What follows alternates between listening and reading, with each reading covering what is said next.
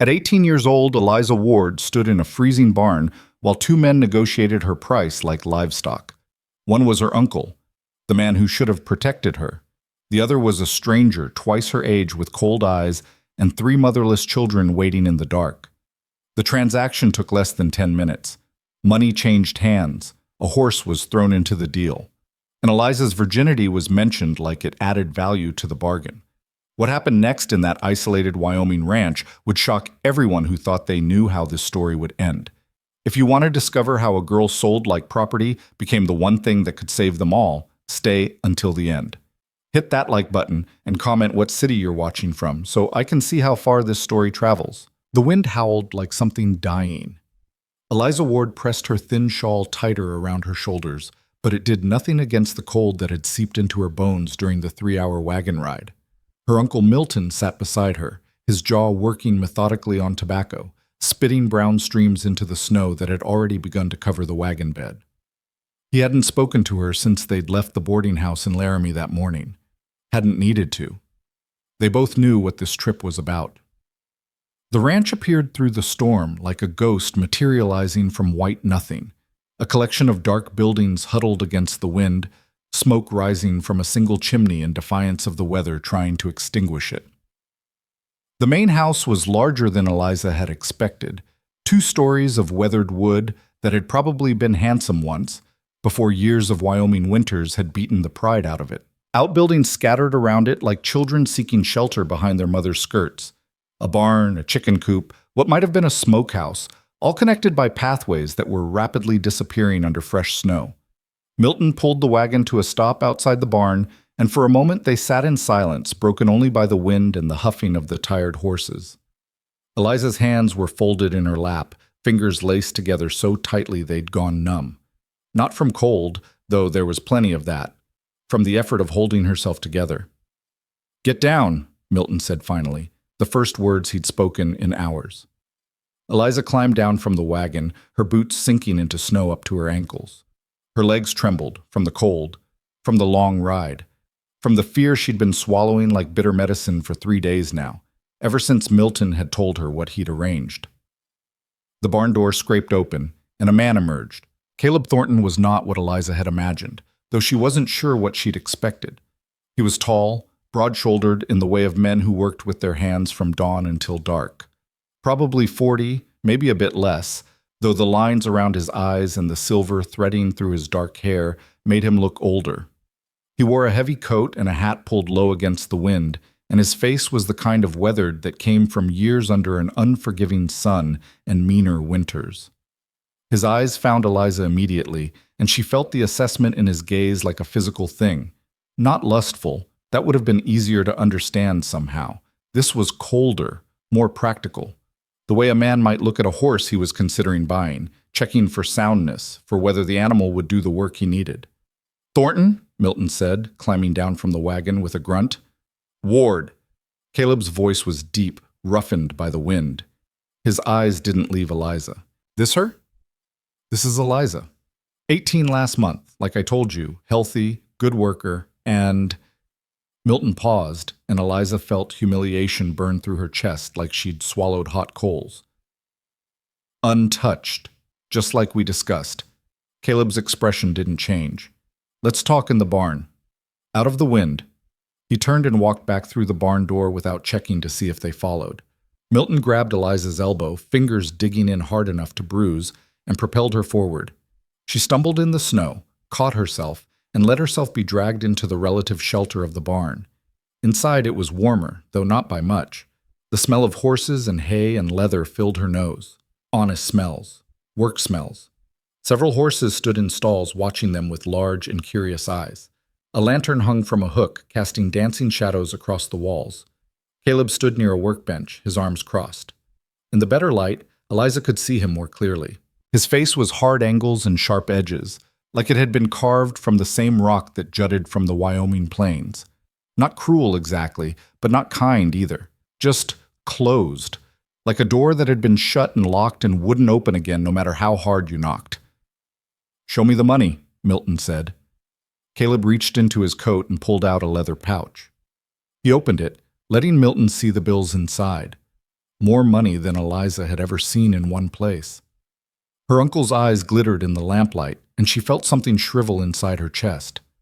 Whatever small hope she'd been nursing, that maybe Milton would change his mind, that maybe there was some last reserve of family feeling that would make him see how wrong this was, died right there in that freezing barn.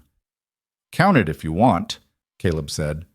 Milton did, his fingers moving quickly through the bills, his lips moving silently. When he finished, he nodded, stuffed the pouch inside his coat, and turned to Eliza with something that might have been relief or might have been shame crossing his face for just a moment. "You'll do well here," he said, and Eliza almost laughed at the absurdity of it. Do well. As if she had any choice, as if this was about her welfare and not about the gambling debts he'd told her about, the men who were threatening to break his legs if he didn't pay up. "The horse," Caleb said. "Right." Milton looked almost embarrassed now, eager to finish the transaction and leave. "The mare's in good shape. 4 years old. Good temperament." Caleb walked to the wagon and examined the horse Milton had hitched behind it, a sorrel mare with a white blaze down her face. He ran his hands over her legs, checked her teeth, looked her over with the same thorough assessment he'd given Eliza. After a moment, he nodded. "She'll do." "Then we're settled." Milton turned back to Eliza one last time. He opened his mouth like he might say something, an apology perhaps, or some word of advice, but nothing came out. He closed his mouth again, turned, and walked out of the barn without looking back. Eliza stood frozen, listening to the sounds of the wagon being prepared, the horses being urged into motion, the wheels creaking through snow. The sounds grew fainter, swallowed by the wind, until there was nothing but the storm and the silence inside the barn. She was alone with Caleb Thornton. He studied her for a long moment, and Eliza made herself stand still under that gaze, made herself keep her chin up even though everything in her wanted to curl into a ball and disappear. She'd learned early that showing fear only made things worse. Men like Milton, and probably men like Caleb Thornton, saw vulnerability as invitation. "You got any other clothes?" Caleb asked finally. Eliza gestured to the small bag that Milton had dropped in the snow outside. "Just what's in there." Caleb nodded, walked out, and returned with her bag. He set it down near the door, then turned back to her. "I'm going to tell you how this is going to work," he said, his voice flat and businesslike. "And I want you to listen carefully because I'm only going to say it once." Eliza nodded, her throat too tight to speak. "I have 3 children. Owen's 12, Mara's 9, and Lily just turned 5. Their mother died 18 months ago, and since then, this house has been falling apart. The children need someone to cook for them, clean, mend their clothes, teach the youngest her letters. I need someone to help with the chickens, the garden come spring, the preserving. That's why you're here. That's the work." He paused, and something shifted in his expression, not softening exactly, but maybe acknowledging that he was talking to a person and not just a problem to be solved. "I know what your uncle told you this was. What he probably told you I wanted. I'm going to be clear. I don't want a wife in that sense. I want help.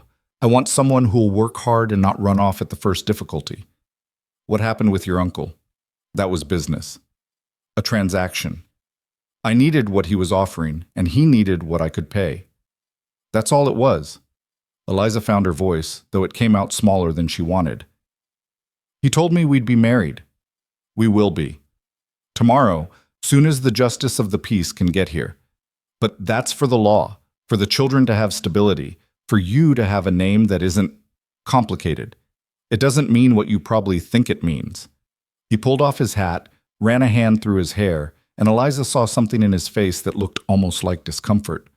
Like he didn't enjoy this conversation any more than she did. "You'll have your own room. I won't come to it. I won't touch you that way. Not now, not ever, unless—" He stopped, seemed to reconsider his words. "Unless things change between us in a way that's mutual, which I don't expect they will. I'm not looking for that kind of comfort. I'm looking for someone to help me keep my children alive and this ranch running. Can you do that?" Eliza stared at him, trying to process what he was saying. It went against everything Milton had told her, every assumption she'd made during the long, terrible ride here. Part of her wanted to believe him, wanted to believe that maybe this wouldn't be as bad as she'd feared. But another part, the part that had learned to trust nothing and no one, whispered that men lied, that they said whatever they needed to say to get what they wanted. "Can you do that?" Caleb repeated, his voice harder now. "Yes," Eliza said, because what else could she say? "I can do that." "Good." He put his hat back on. "Rules. You work hard, you do what needs doing, you don't cause problems. You don't hit the children, don't scream at them, don't treat them like they're less than human. You got a temper, you swallow it. You got complaints, you bring them to me private, not in front of them. You need something, you ask. But you pull your weight. This isn't a charity. Understand?" "I understand." "The children. They're going to be difficult. Owen especially. He's angry about a lot of things, and he's going to see you as someone trying to replace his mother. You're not. Nobody can replace her. Don't try. Just be patient with them, and eventually they'll come around. Or they won't. But either way, you do your job." Eliza nodded, her mind reeling with information, with rules, with the strange relief and strange fear that came from realizing this might not be the nightmare she'd imagined, but it also wasn't salvation. It was just different. Another kind of cage, maybe, but with different bars. "Come on," Caleb said, picking up her bag. "I'll show you the house." They stepped back out into the storm, and the wind immediately stole Eliza's breath. She ducked her head and followed Caleb's broad back as he cut a path through the snow toward the main house. The distance couldn't have been more than 30 yards, but by the time they reached the porch, Eliza's face was numb and her shawl was covered in white. Caleb stamped his boots on the porch, knocked the snow off his hat, and opened the door. Warmth rushed out to meet them, along with the smell of wood smoke and something cooking, soup, maybe, or stew. Eliza stepped inside and the door closed behind her, shutting out the wind and the storm and whatever life she might have had if things had been different. The interior of the house was dim, lit by a fire in a large stone fireplace and a few lamps scattered around the room. It was a single large space, kitchen area on one end with a big iron stove, a rough wooden table with chairs, shelves lined with dishes and pots. The other end held the fireplace, a few pieces of worn furniture, a rug that had probably been beautiful once, but was now threadbare in places. Stairs led up to what must be the bedrooms. Everything was clean enough, but there was a quality of neglect to it. Dust in the corners, dishes stacked haphazardly, a general sense of things being maintained but not cared for. 3 children sat at the table. The oldest, Owen, looked up as they entered, and Eliza felt the force of his glare like a slap. He was all sharp edges and contained fury, dark hair falling into darker eyes, his jaw set in a way that said he'd already decided she was an enemy. The girl beside him, Mara, watched with more caution than hostility, her face thin and serious, old beyond her years. She had her father's eyes, Eliza noticed, the same watchful quality. The youngest, Lily, sat in a chair that was too big for her, her feet dangling well above the floor. She had light brown hair that needed brushing and the kind of round, sweet face that would break hearts someday if the world didn't break her first. She looked at Eliza with open curiosity, no judgment yet in those young eyes. "Children," Caleb said, his voice taking on a different quality. Not softer exactly, but more careful. "This is Eliza Ward. She's going to be staying with us, helping around the house. Tomorrow she and I will be married, and she'll be Mrs. Thornton." The silence that followed was so thick Eliza could feel it pressing against her skin. "Like hell," Owen said finally, his voice cracking between boy and man. "Like hell she will." "Owen, no." The boy stood, his chair scraping back violently.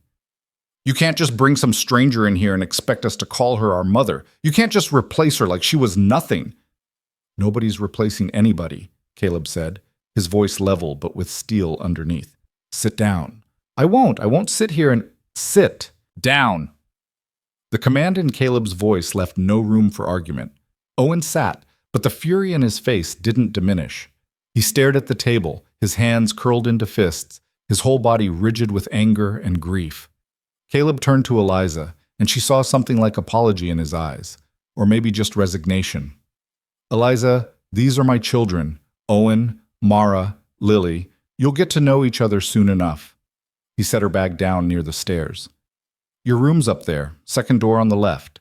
There's water in the pitcher, extra blankets in the chest. Supper's almost ready. Just stew. Nothing fancy. You're probably tired from the trip. You can eat and then rest if you want. Eliza nodded, not trusting her voice. Mara, Caleb said, turning to his middle child, show Eliza where things are. Help her settle in. Mara hesitated, glanced at Owen, then stood. Yes, Papa. She walked to Eliza, keeping a careful distance, and gestured toward the stairs. This way. Eliza picked up her bag and followed the girl up the narrow staircase. The second floor was a hallway with 4 doors, all closed except one that showed a glimpse of what must be Caleb's room. A bed, a dresser, nothing else visible. Mara opened the second door on the left and stepped back to let Eliza enter. The room was small but not tiny. A bed with an iron frame, a dresser, a chair by the window, a washstand with a pitcher and basin. Simple. Clean. Cold.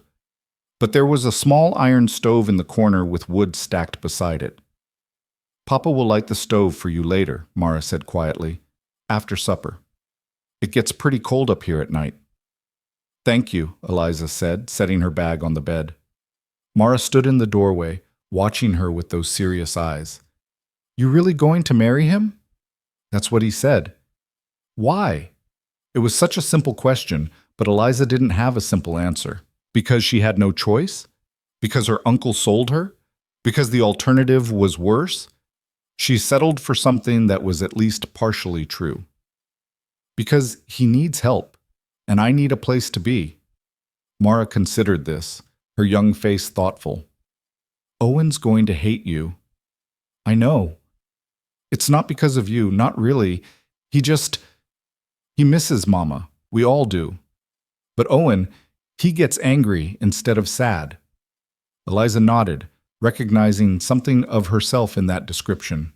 Anger was easier than grief, easier than admitting you were hurt and scared and alone. What about you? Eliza asked gently. Are you going to hate me too? Mara was quiet for a long moment. I don't know yet. I don't know you. That's fair? But the girl hesitated, then pushed forward. But I'm tired. I'm tired of doing all the cooking and trying to keep Lily clean and mending everyone's clothes when I don't really know how.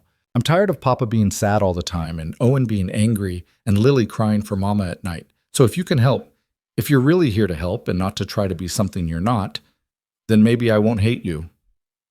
There was such weariness in those words, such bone-deep exhaustion that no 9-year-old should carry, that Eliza felt something crack open in her chest. I'm here to help, she said quietly. That's all. I promise. Mara studied her face for another moment, then nodded. Supper's in about 10 minutes. You should come down. She left, closing the door softly behind her.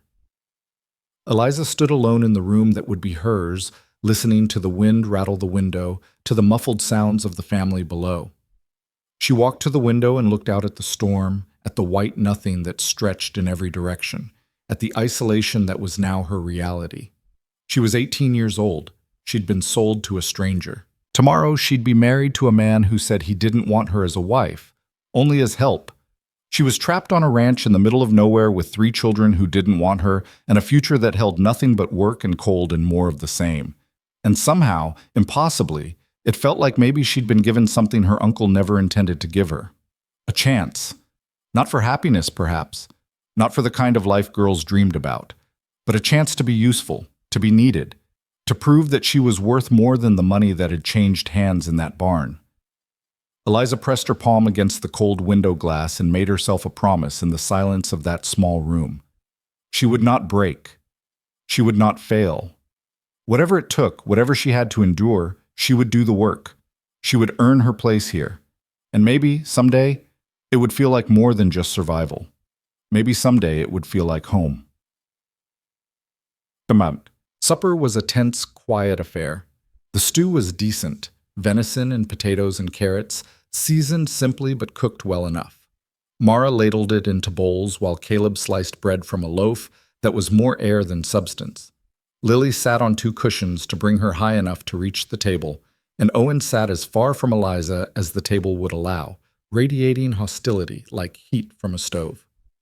It's good, Eliza ventured after a few bites, directing the comment to Mara. Did you make it? Mara nodded. Papa shot the deer last week. I just put it together with what we had. You did well. Owen snorted, a sound of pure derision. She doesn't need your approval. Owen? Caleb said, his voice a warning. What? It's true. We were doing fine without... We were not doing fine, Caleb interrupted, and there was something in his voice that made even Owen pause. We were getting by. Barely. There's a difference. Owen's jaw worked like he wanted to argue, but he dropped his eyes to his bowl instead, eating with angry, jerky movements. Lily watched the exchange with wide eyes, her spoon halfway to her mouth. She looked at Eliza, then at her father, then at Owen, trying to understand the currents of tension flowing around the table. Are you going to be our new mama? She asked suddenly, her voice high and clear in the quiet. The question hung in the air like smoke. Mara froze. Owen's knuckles went white around his spoon. Caleb closed his eyes briefly, like the question pained him. Eliza looked at the little girl, at that sweet, confused face, and chose her words carefully. No, honey. I can't be your mama. You already had a mama, and nobody can replace her. I'm here to help your papa, to help all of you, that's all. Lily considered this, her small face serious. Okay. Can you help me brush my hair? Mara tries, but she pulls too hard, and it hurts. I do not, Mara protested, looking wounded. You do so. You pulled so hard last time I cried. That's because you don't hold still. I can help, Eliza said quickly, before the argument could escalate. After supper, if you want. Lily smiled, the first real smile Eliza had seen in this house. Okay. The rest of the meal passed in relative silence. When it was over, Mara started to rise to clear the dishes, but Eliza stood first. I can do it, she said. You cooked. It's only fair I clean up. Mara looked uncertain, glancing at her father for guidance. Let her, Caleb said. You can help Lily get ready for bed. Mara nodded and took Lily's hand, leading her toward the stairs. Owen disappeared without a word, the front door slamming behind him despite the storm still raging outside. Caleb stood, pulled on his coat. I need to check the animals one more time before bed, he said. Make sure everything's secure. The dishes can wait until the water's heated if you need. I'll manage, Eliza said. He nodded, grabbed a lantern, and headed out into the storm. Eliza was alone in the kitchen, surrounded by the detritus of the meal and the unfamiliarity of everything. She didn't know where anything went, didn't know how this house worked, what the rhythms were, where things belonged. But she'd learned long ago how to figure things out, how to make herself useful in strange places. She heated water on the stove, found soap and rags, and began to wash the dishes. As she worked, she studied the kitchen, noting where things were kept, how the space was organized. There was a logic to it, though not always an obvious one, the kind of organization that develops over years of use, of hands reaching for what they need without thinking. She was drying the last pot when Caleb returned, snow crusting his coat and hat. He stamped his feet, hung his things by the door, and came to stand by the stove, warming his hands. Everything secure? Eliza asked. For now. Storm's getting worse, but the animals are sheltered. He looked at the clean kitchen, the dishes stacked neatly, the table wiped down, and something shifted in his expression. Not gratitude exactly, more like acknowledgement, like he was seeing evidence that maybe this arrangement might actually work. You should go on up, he said. I'll light your stove. The chill will be off the room in an hour or so. Thank you. Eliza hung the dish towel to dry and headed for the stairs. As she reached the bottom step, Caleb's voice stopped her. Eliza. She turned. He stood by the stove, backlit by firelight, his face in shadow. What I said in the barn, about the sleeping arrangements, about all of it, I meant it. You don't have to be afraid here. Eliza wanted to believe him. Part of her did believe him, the part that recognized the weariness in his voice, the bone-deep exhaustion that matched her own. But another part, the part that had learned that men's promises were worth less than the breath used to make them, stayed cautious. All right, she said simply. She climbed the stairs to her room, changed into her nightdress in the frigid air, and crawled under the quilts on the bed, shivering. 20 minutes later, she heard footsteps, and then Caleb's knock on the door. "Coming in to light the stove," he called. "All right." He entered, not looking at her, went straight to the small stove and got a fire started with practiced efficiency. Within minutes, warmth began to creep across the room. He stood, dusted off his hands, and headed for the door. "Caleb," Eliza said. He stopped, turned. "Thank you for what you said. About being afraid. About all of it." He nodded once, his face unreadable in the dim light. "Get some sleep. Tomorrow's going to be a long day." He left, closing the door behind him. Eliza lay in the growing warmth, listening to the storm outside, to the unfamiliar sounds of this house settling around her. Down the hall, she could hear Lily's voice, high and questioning, and Mara's patient responses. Somewhere outside, a shutter banged in the wind. She'd been in this house less than 3 hours, and already she could feel the weight of it, the needs, the grief, the work that stretched ahead like an endless road.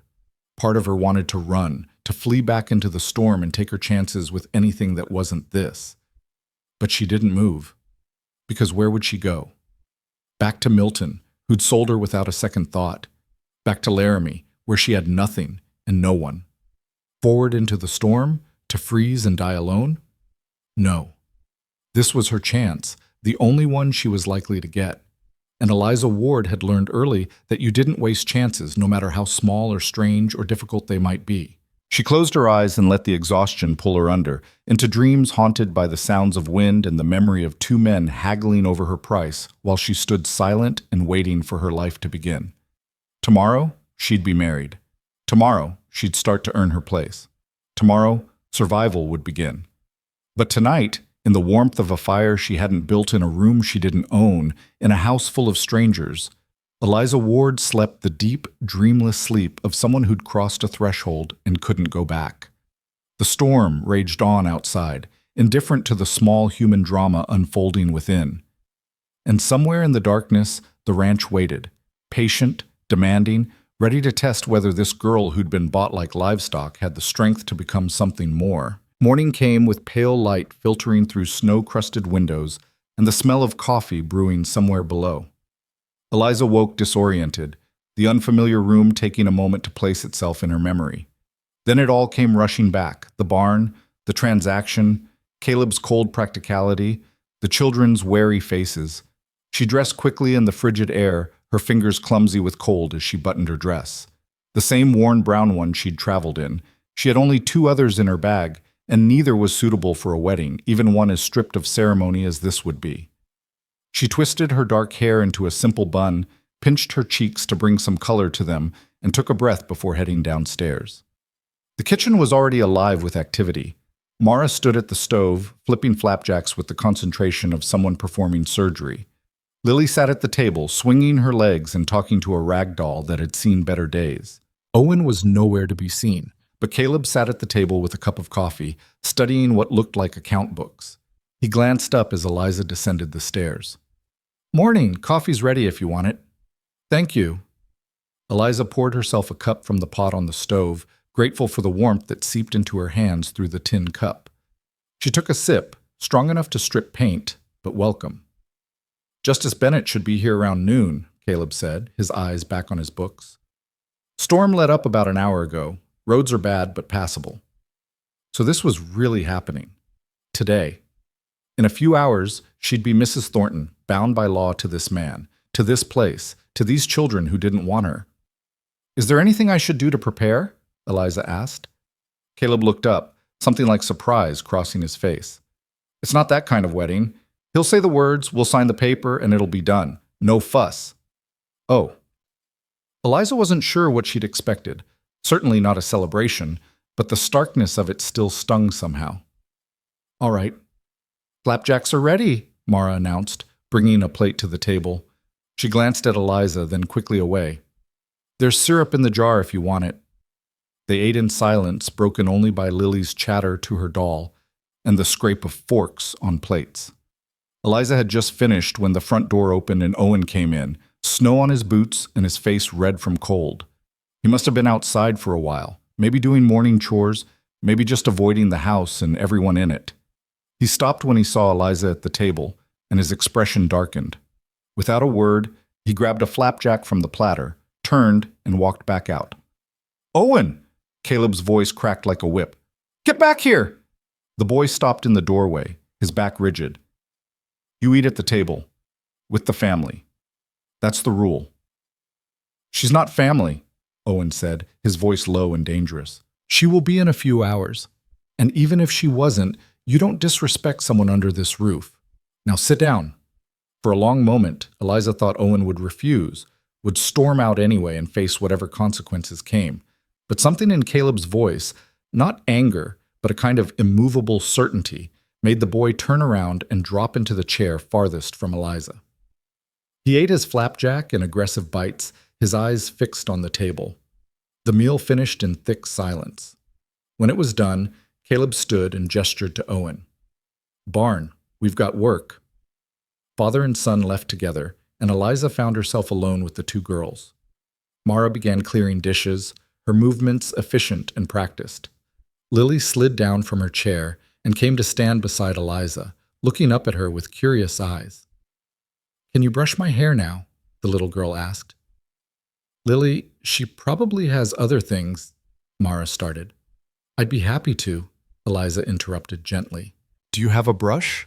Lily nodded enthusiastically and ran upstairs, returning moments later with a brush that had seen better days, half its bristles missing or bent. She climbed back into her chair and waited expectantly. Eliza moved behind her and began to work through the tangles as gently as she could. The child's hair was fine and light brown, pretty when it wasn't snarled, but it was clear no one had given it proper attention in a long time. Mara watched from the corner of her eye as she washed dishes, her expression unreadable. "That feels nice," Lily said, relaxing under Eliza's careful touch. "Mama used to brush my hair every night before bed. She said I had princess hair." The mention of their mother created a shift in the room's atmosphere. Mara's hands stilled in the dishwater. Even the air seemed to hold its breath. "Your mama was right," Eliza said softly, working through a particularly stubborn knot. "You do have princess hair. It just needs a little care. She died," Lily said matter-of-factly, with the strange acceptance children sometimes had for devastating truths. "She got sick, and then she died. Papa says she's in heaven, but I don't know where that is." Eliza's throat tightened. "I'm sorry, sweetheart. That must have been very hard." "Owen says it's Papa's fault because he didn't get the doctor fast enough.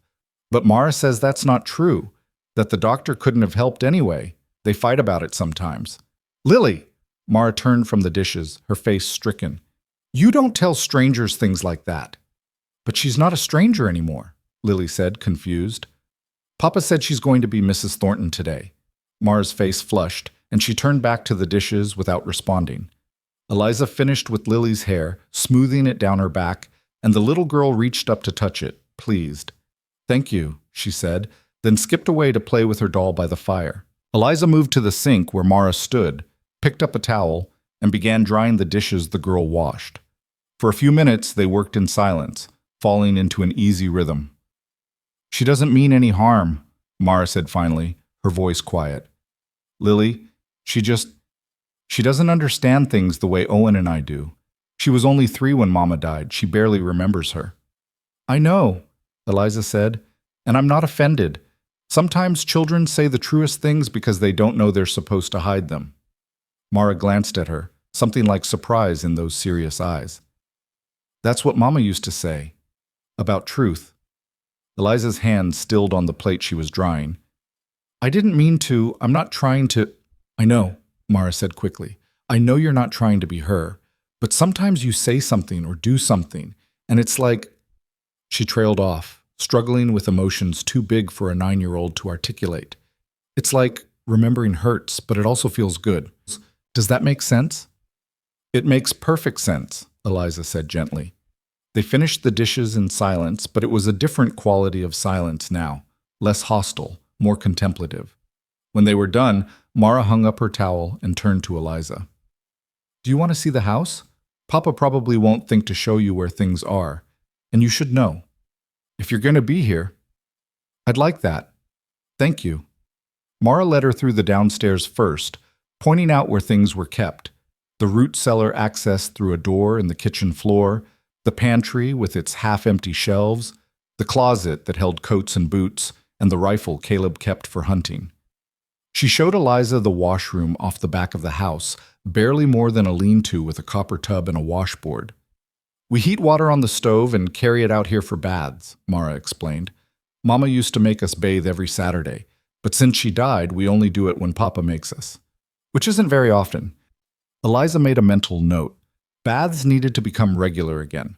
Upstairs, Mara showed her the other bedrooms. Owen's room was at the far end of the hall, the door firmly closed. "He doesn't like anyone going in there," Mara warned. The girls shared a room across from Eliza's, smaller than hers but cozy, with 2 narrow beds and a shared dresser. Caleb's room was at the other end of the hall, and Mara didn't offer to show the inside of it. "There's one more room," Mara said, stopping in front of a door between Eliza's room and the girls. "But we don't go in there anymore." "What room is it?" Eliza asked. "It was Mama's sewing room, where she kept her things, her projects. Papa locked it after she died. I don't think he's been in there since." Eliza looked at the closed door, at the lock that held whatever remained of the woman who'd lived here before. A shrine, maybe, or a wound that hadn't healed. "All right," she said simply. "Thank you for showing me around." Mara nodded, some of the tension easing from her thin shoulders. "I'm going to work on my lessons now. Papa says we can't fall behind just because there's no school out here." "That's wise. Do you like learning?" A small smile crossed Mara's face, the first real one Eliza had seen. "I like reading. We don't have many books, but I read the ones we have over and over. Mama taught me before she got sick." "Maybe sometime you could read to me," Eliza suggested. "I'd like to hear you." The smile widened fractionally. "Maybe." She disappeared into the room she shared with Lily, and Eliza was left alone in the hallway. She returned to her own room and sat on the bed, looking around at the space that was hers, but didn't feel like hers. Nothing felt like hers. Not this room, not this house, not the name she'd have in a few hours. She thought about her mother, dead these 10 years now, and wondered what she'd think of where her daughter had ended up. Sold to a stranger, married without love, living in a house full of ghosts. Would she be disappointed? Heartbroken? Or would she understand that sometimes survival was the only victory you could claim? A knock on the doorframe startled her from her thoughts. Caleb stood in the hallway, his hat in his hands. "Justice Bennett's here," he said. "If you're ready." Eliza stood, smoothed her dress, and followed him downstairs. The justice of the peace was a small, rotund man with kind eyes and snow still melting on his coat. He'd set his leather case on the table and was warming his hands by the fire when Eliza came down. The children had been gathered, Mara standing straight and solemn, Lily bouncing with excitement at the novelty, Owen leaning against the far wall with his arms crossed and murder in his eyes. "Ah, the bride," Justice Bennett said, smiling. "Don't you look lovely?" Eliza managed a small smile in return, though she felt anything but lovely in her worn brown dress with her hair in its simple bun. "Let's get started then," Bennett said, pulling papers from his case. "I understand you want this kept simple, Caleb." "As simple as possible," Caleb confirmed. "Right then. Miss Ward, if you'll stand here, and Caleb here." He positioned them facing each other in front of the fireplace. "Children, come closer. You're witnesses to this." Mara moved forward obediently. Lily practically danced over. Owen stayed where he was. "Owen," Caleb said, his voice quiet but firm. The boy pushed off the wall and slouched over, positioning himself as far from the proceedings as possible while technically complying. Bennett cleared his throat and began. "We are gathered here today to join Caleb Matthew Thornton and Eliza Marie Ward in matrimony. Marriage is a serious commitment, not to be entered into lightly, but with clear understanding of the responsibilities it entails." Eliza kept her eyes on Caleb's chest, unable to meet his gaze. His face was unreadable, carved from stone. "Caleb Thornton, do you take this woman to be your lawfully wedded wife, to have and to hold from this day forward, for better or worse, for richer or poorer, in sickness and in health, until death do you part?" "I do," Caleb said, his voice flat. "Eliza Ward, do you take this man to be your lawfully wedded husband, to have and to hold from this day forward, for better or worse, for richer or poorer, in sickness and in health, until death do you part. Eliza's throat was dry. This was it. The last moment she could refuse, could walk away. But walk away to what? She forced the words out. I do. Do you have rings? No, Caleb said. Very well. Then by the power vested in me by the territory of Wyoming, I now pronounce you husband and wife. You may kiss the bride. Caleb's eyes met Eliza's for the first time during the ceremony, and she saw a question there. She gave the smallest nod. He leaned forward and pressed a brief, chaste kiss to her forehead, not her lips. A gesture of formality, nothing more. Congratulations, Bennett said cheerfully, apparently not noticing or not caring about the lack of romance in the proceedings. Now, if you'll both sign here, and I'll need 2 witnesses as well. They signed. Mara signed as witness in her careful, childish hand.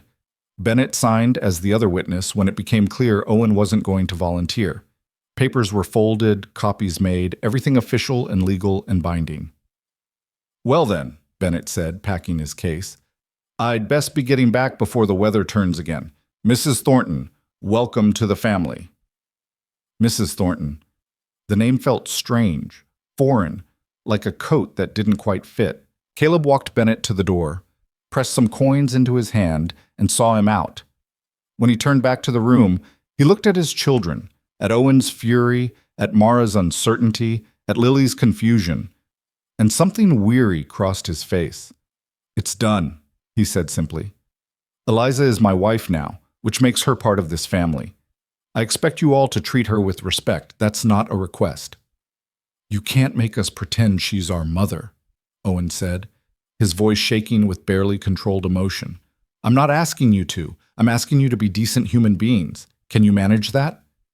Owen stared at his father for a long moment, then turned and stormed out of the house, slamming the door so hard the windows rattled. Caleb closed his eyes, pinched the bridge of his nose, and sighed. Give him time. He'll come around. But Eliza wasn't so sure. The boy's grief and anger ran deep, and she was a convenient target for it. She'd have to be patient, careful, and prepared for a long battle. The rest of the day passed in a blur of work and awkward silences. Caleb disappeared into the barn. Mara retreated to her lessons. Lily played with her doll, occasionally coming to Eliza with questions or comments, the only one who seemed unaffected by the change that had just occurred. Eliza familiarized herself with the kitchen, taking stock of what they had. Flour running low, sugar nearly gone, coffee that would last another week maybe. The chickens needed tending, so she bundled up and went out to collect eggs, finding the coop in reasonable shape but in need of cleaning. She made mental notes of everything that needed doing, the list growing longer with each hour. That evening, she cooked supper using what she found, salt pork and beans and cornbread. Simple, plain food, but hot and filling. The family gathered at the table, Owen late and sullen, and they ate in silence that felt heavier with each passing day. After supper, after dishes, after Lily had been put to bed with a story that Mara read because Eliza didn't yet know which stories the child liked, Eliza found herself alone in her room again. Through the walls, she could hear the house settling, the children breathing in sleep, Caleb's heavy footsteps as he made his final rounds of the evening. She was married now. Mrs. Caleb Thornton, bound to this place, to these people, to a life she hadn't chosen but had to make the best of. The days that followed established a rhythm that was both comforting and suffocating. Eliza rose before dawn, started the fire, put coffee on, and began breakfast. The children appeared one by one, Lily first, always cheerful in the mornings, then Mara, quiet and helpful, finally Owen, who moved through the kitchen like a ghost, taking what he needed and disappearing again. Caleb worked from sunup to sundown, coming in only for meals and to warm himself by the fire before heading back out. He was a man of few words, communicating mainly in nods and brief instructions. We need more wood split. The chicken coop needs mucking. Mend this if you can. Eliza did it all without complaint, learning the rhythms of the ranch, the patterns of work that kept them alive. But it was inside the house that the real battle was being fought. Owen remained hostile, speaking to her only when absolutely necessary, making his resentment clear in every look, every move. He undermined her at every opportunity, ignoring requests to clean up after himself, contradicting anything she said to his sisters, making it clear he viewed her as an interloper with no authority. One morning, about a week after the wedding, Eliza asked him to bring in more firewood before he went out to help Caleb. "That's not my job," he said flatly. "Everyone helps with the housework," Eliza said, keeping her voice calm. "Your father said, 'My father married you because he needed a servant.' That doesn't make you my mother, and it doesn't give you the right to order me around." "I'm not trying to order you around. I'm asking you to help. That's what families do." Owen's face twisted with fury. "You're not my family. You're just some girl my father bought. And you can pretend all you want that you're here to help, but we all know what you really are." The words hit like slaps, each one designed to wound. Eliza felt her face flush, felt the old anger rising, the same anger that had gotten her into trouble more times than she could count back in Laramie. But she swallowed it, forced it down. "Bring in the wood, Owen, please." "Make me." They stood facing each other in the kitchen, the tension thick enough to choke on. Eliza knew this was a test, that whatever she did next would set the tone for everything that followed. If she backed down, she'd lose what little authority she had. If she pushed too hard, she'd make an enemy she might never win over. "I can't make you," she said finally, quietly. "You're right about that. But I'm asking you anyway. Not because I think I'm your mother, not because I think I have some right to order you around, but because this family needs wood, and I'm asking you to help provide it. That's all." Something flickered in Owen's eyes. Surprise, maybe, that she hadn't risen to his bait. He stared at her for a long moment, then turned and stalked outside. 5 minutes later, she heard the sound of an axe splitting wood with more force than necessary. He brought in 2 loads without a word, stacked them by the fireplace, and left again. It was a small victory. Maybe not even a victory at all, but it was something. Mara was easier, but in her own way more complicated. She helped willingly, worked hard, never complained, but there was a distance she maintained, a wall that Eliza couldn't quite breach. The girl watched her constantly with those serious eyes, evaluating, judging, deciding whether Eliza was worthy of trust. One afternoon, Eliza found Mara struggling with the mending, trying to patch a tear in one of Owen's shirts and making a mess of it. The stitches were uneven, the patch puckering the fabric. "May I?" Eliza asked gently. Mara hesitated, then handed over the shirt, frustration clear on her young face. "I can't do it right. Mama tried to teach me, but I never learned properly before she got sick." Eliza examined the work, then carefully began to remove the crooked stitches. "It's not easy. It takes practice. Here, let me show you." She demonstrated the proper technique, talking through each step, then handed the shirt back to Mara. "Now you try." Mara worked slowly, carefully, her tongue caught between her teeth in concentration. This time the stitches were straighter, more even. When she finished, she held up the shirt and examined it critically. "It's better," she admitted. "Much better. You're a quick learner." A small smile crossed Mara's face. "Will you teach me other things? Cooking and preserving and all the things Mama was going to teach me?" "Of course," Eliza said. "Anything you want to learn." That night, as Eliza prepared supper, Mara stayed in the kitchen, watching, asking questions, absorbing information like a plant soaking up water after a drought. It was a beginning, small, fragile, but real. Only Lily had accepted Eliza without reservation. The little girl followed her around the house, chattering constantly, helping in the ways a 5-year-old could help, which often meant making more work, but Eliza didn't mind. There was something healing about Lily's uncomplicated affection, her simple need for attention and care. "Sing me a song," Lily demanded one morning while Eliza was kneading bread dough. "I don't know many songs," Eliza admitted. "Mama knew lots of songs. She sang them all the time." There it was again. The ghost of the woman who'd come before, the shadow Eliza could never escape. But instead of feeling threatened by it, Eliza found herself curious. What kind of songs did she sing? Happy ones, sad ones, songs about flowers and birds, and Lily scrunched up her face, trying to remember. And one about a girl who lived in a tower. I like that one. Maybe Mara knows it. We could ask her to teach us. Lily brightened. Yes! Mara knows all of Mama's songs. That evening, Eliza asked Mara about the songs, and though the girl looked surprised, she sang one, a simple, haunting melody about a garden and the passing of seasons. Her voice was sweet and clear, and Lily clapped her hands in delight. Even Owen, sitting across the room pretending not to listen, seemed to soften slightly at the familiar tune. It became a small tradition, songs before bed, with Mara teaching them the ones she remembered, and Lily requesting favorites over and over. Caleb would sometimes pause in the doorway, listening, an expression on his face that Eliza couldn't quite read. Longing, maybe. Or grief. Or both. The house slowly began to change. Small things, barely noticeable at first. Eliza scrubbed the floors until they shone, washed the windows until light streamed through clearly, organized the pantry and the kitchen until everything had its place. She washed and mended clothes, getting the children into clean things regularly. She established routines, regular meals at regular times, bedtimes that were enforced, chores that were distributed fairly.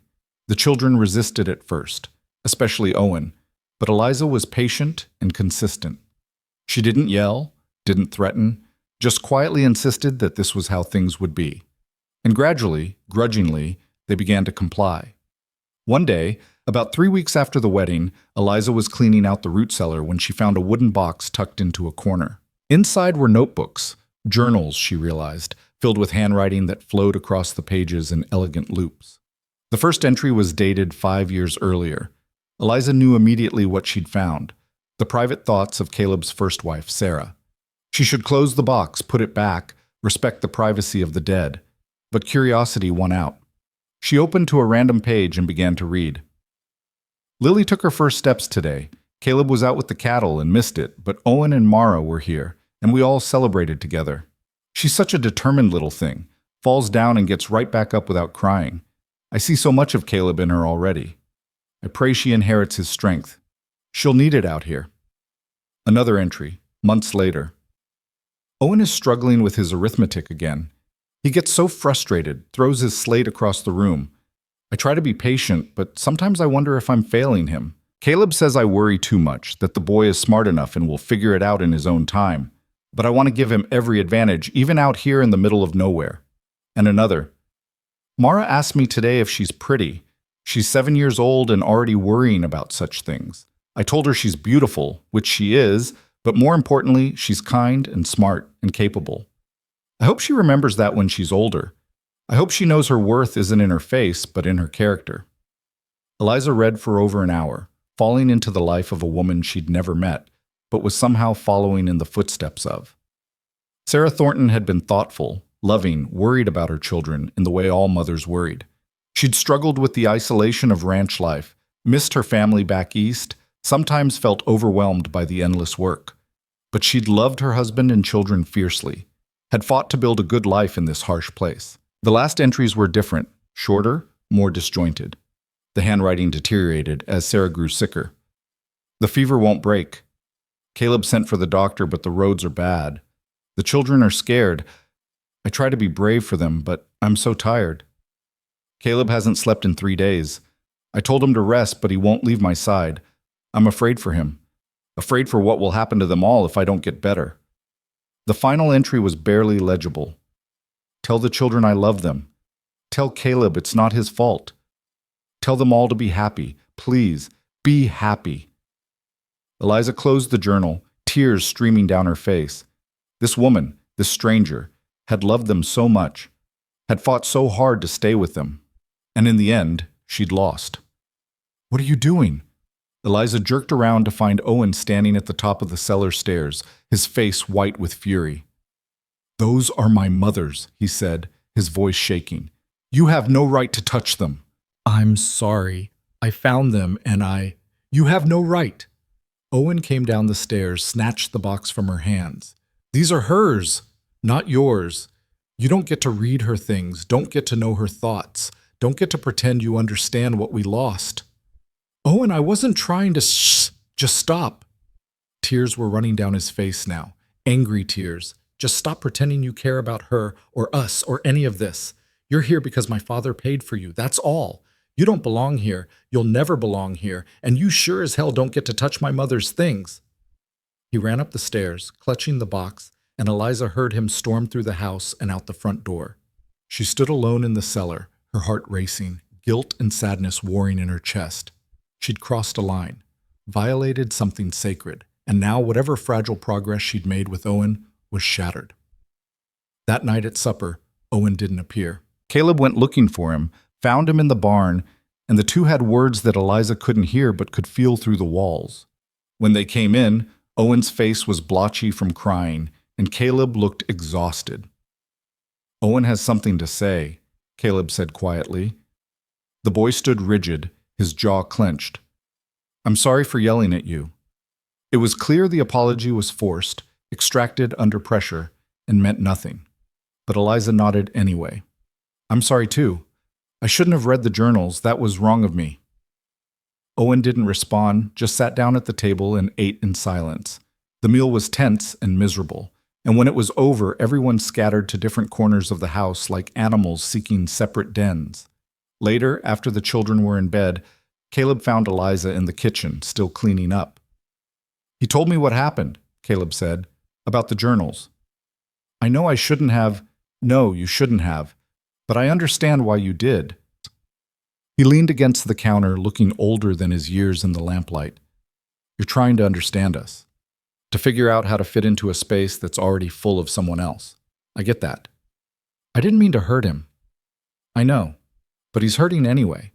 Has been since Sarah died, and he's taking it out on you because you're here and she's not. And that feels like your fault somehow, even though it isn't." Eliza set down the dish she was washing. "Will he ever accept me?" "I don't know," Caleb said honestly. Maybe not. But you can't stop trying. That's all I ask. Don't give up on him." "I won't." Caleb nodded, pushed off the counter, and headed for the stairs. At the bottom step, he paused. "For what it's worth," he said without turning around, "you're doing better than I expected. The house feels different, more like a home again. Sarah would have appreciated that." He climbed the stairs before Eliza could respond, leaving her alone with those words ringing in her ears.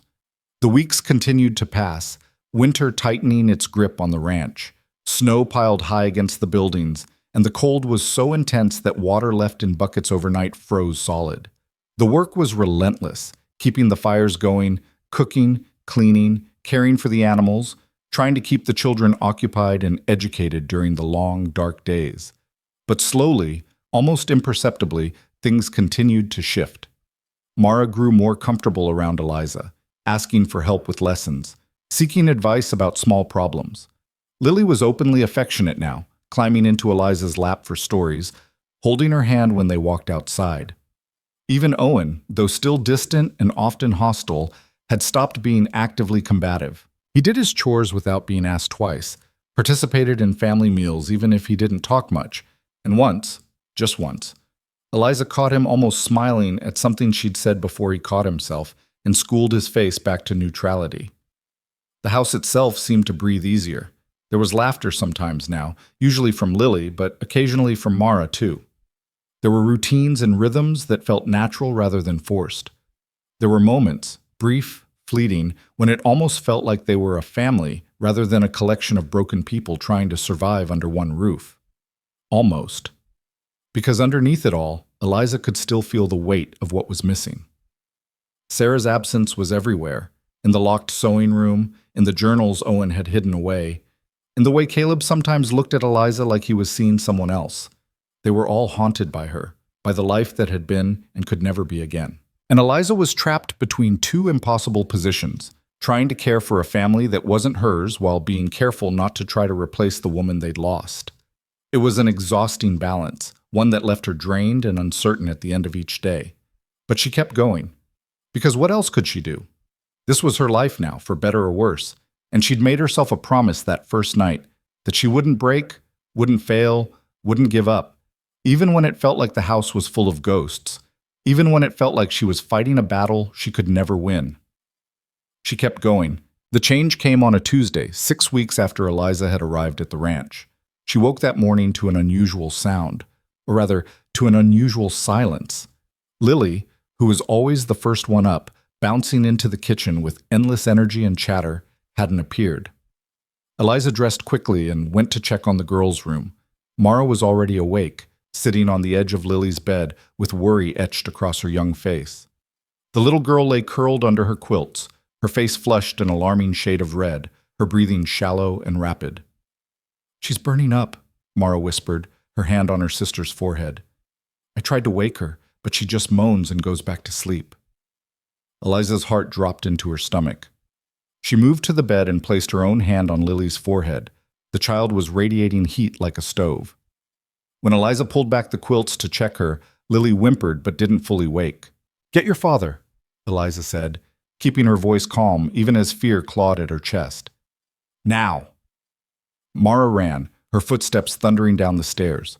Eliza heard her calling for Caleb, heard the urgency in her voice. Within moments, heavy boots pounded up the stairs, and Caleb burst into the room, still pulling on his shirt. He took one look at Lily and went pale. Actually pale. The color draining from his face like water from a cracked bucket. His hand trembled as he reached out to touch his daughter's face. "No," he breathed. "No, not again. Not like this." "Caleb," Eliza grabbed his arm, forcing him to look at her instead of at Lily. "Caleb, listen to me. We need to cool her down. Bring me cool water, clean cloths, and anything we can use to bring down the fever. Can you do that?" He stared at her, and for a moment she saw raw terror in his eyes. This was how Sarah had started, with a fever that wouldn't break. This was exactly how they'd lost her. "Caleb!" Eliza's voice cracked like a whip. "I need you here. I need you to help me. Can you do that?" Something in her tone cut through his panic. He blinked, swallowed hard, and nodded. "What do you need?" "Cool water, clean cloths, willow bark if we have it, and send Mara to me." He left, and Eliza heard him taking the stairs 2 at a time. Mara appeared in the doorway, her eyes wide and frightened. "Is she going to die like Mama?" The question was so direct, so terrified, that Eliza wanted to gather the girl in her arms and promise her everything would be fine. But she couldn't promise that.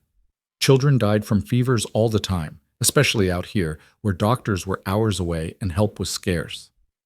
"I'm going to do everything I can to make sure she doesn't," Eliza said instead. "But I need your help. Can you be brave for me?" Mara nodded, tears spilling down her cheeks. "Good girl. I need you to go through the pantry and find anything that might help. Willow bark, feverfew, elderflower, anything. Then I need you to start heating water on the stove. Not boiling, just warm. Can you do that?" "Yes." Mara wiped her eyes and ran to obey. Caleb returned with a basin of cool water and an armful of clean cloths. His hands were still shaking as he set them down. Eliza began soaking the cloths and placing them on Lily's forehead, her neck, her wrists, anywhere the blood ran close to the surface. "Talk to me about Sarah's fever," Eliza said as she worked. "How did it start? How long did it last?" I can't talk about that." "Yes, you can. Because if this is the same thing, I need to know what we're dealing with. How did it start?" Caleb's jaw worked silently for a moment. When he spoke, his voice was hollow. "Like this. A fever that came on fast. She complained of a headache the night before, felt tired. By morning, she couldn't get out of bed. The fever lasted 4 days. The doctor finally came on the 3rd day, but there was nothing he could do. She just got weaker and weaker until..." He couldn't finish, didn't need to. "Did she have a rash, cough? Any other symptoms?" "Cough, bad one. Couldn't catch her breath toward the end." Eliza leaned down, listening to Lily's breathing. It was fast and shallow, but she wasn't coughing. Not yet. Maybe this wasn't the same thing. Maybe it was just a common fever, the kind children got and recovered from all the time. Or maybe it would turn into something worse. "We're going to assume this is different until we know otherwise," Eliza said firmly, "and we're going to fight it, all of us together." Mara returned with a handful of dried herbs. "This is all I could find." "Perfect. Brew them in hot water, let it steep, then bring it to me. We'll try to get some down her if we can." The day that followed was the longest of Eliza's life. She stayed by Lily's bedside, constantly changing the cool cloths, trying to get liquid into the child, water, weak tea, anything to keep her from getting too dehydrated. Lily drifted in and out of consciousness, sometimes crying for her mama, sometimes just whimpering softly. Caleb couldn't stay in the room. Every time he tried, he'd last maybe 10 minutes before the memories became too much, and he'd have to leave, his face ashen, his breathing ragged. He paced the house like a caged animal, unable to help, unable to leave, trapped in his own terror. Owen appeared in the doorway around midday, his face carefully blank. Is she going to make it? I don't know, Eliza said honestly, but I'm going to do everything I can. He nodded slowly, then surprised her by asking, What can I do? Keep the fires going. Make sure your father eats something, even if he doesn't want to. And watch Mara. She's scared and she needs someone to be strong for her. I can do that. He paused in the doorway. My mother died upstairs, in her bedroom. Papa hasn't slept in there since. He uses the spare room now because he can't. He can't go where she died. I know. If Lily dies too, it'll break him. It'll break all of us. Then we won't let her die. Owen looked at her, really looked at her, for maybe the first time since she'd arrived. You mean that? With everything I have. Something shifted in his expression. Not acceptance, not yet, but maybe the beginning of respect. He nodded and left to do what she'd asked. Night fell, and the fever showed no signs of breaking. Eliza sent Mara to bed, over the girls' protests, promising to wake her if anything changed. Caleb sat on the stairs outside the room, his head in his hands, unable to be present, but unable to leave. Around midnight, Lily began to convulse. Her small body went rigid, her back arching, her eyes rolling back in her head. Eliza had seen seizures before. One of the children at the orphanage where she'd stayed briefly had suffered from them, but knowing what was happening didn't make it any less terrifying. Caleb, she shouted, I need help! He was there in seconds, his face gray with fear. What's happening to her? Fever seizure. Help me turn her on her side so she doesn't choke. Gently. Don't try to restrain her. They worked together, and Eliza was grateful for Caleb's presence, for his steady hands, even though she could see the panic in his eyes. The seizure lasted less than a minute, but felt like an eternity. When it finally stopped, Lily went limp, her breathing even more labored than before. We need to cool her down more, Eliza said. The water's too warm now. We need snow. It's the middle of the night. I don't care. We need it colder. Please. Caleb ran downstairs and out into the frigid night. Eliza heard him cursing as he gathered snow, and when he returned with a bucket of it, his hands were red and raw from the cold. Eliza mixed the snow with the water, making it almost unbearably cold, and began applying the cloths again. Lily moaned at the shock of it, which Eliza took as a good sign. At least she was responsive. Come on, baby, Eliza murmured, wiping the child's face gently. Come on, you have to fight this. Your papa needs you. Your brother and sister need you. You can't leave them. Is she going to die? Caleb's voice was raw. Not if I have anything to say about it. Sarah said the same thing. She said she'd fight, that she wouldn't leave us. But she did. She left anyway. Eliza looked up at him, this man who'd been so stoic and controlled, now completely undone by the thought of losing another person he loved. I'm not Sarah. And Lily isn't Sarah. This is a different fight.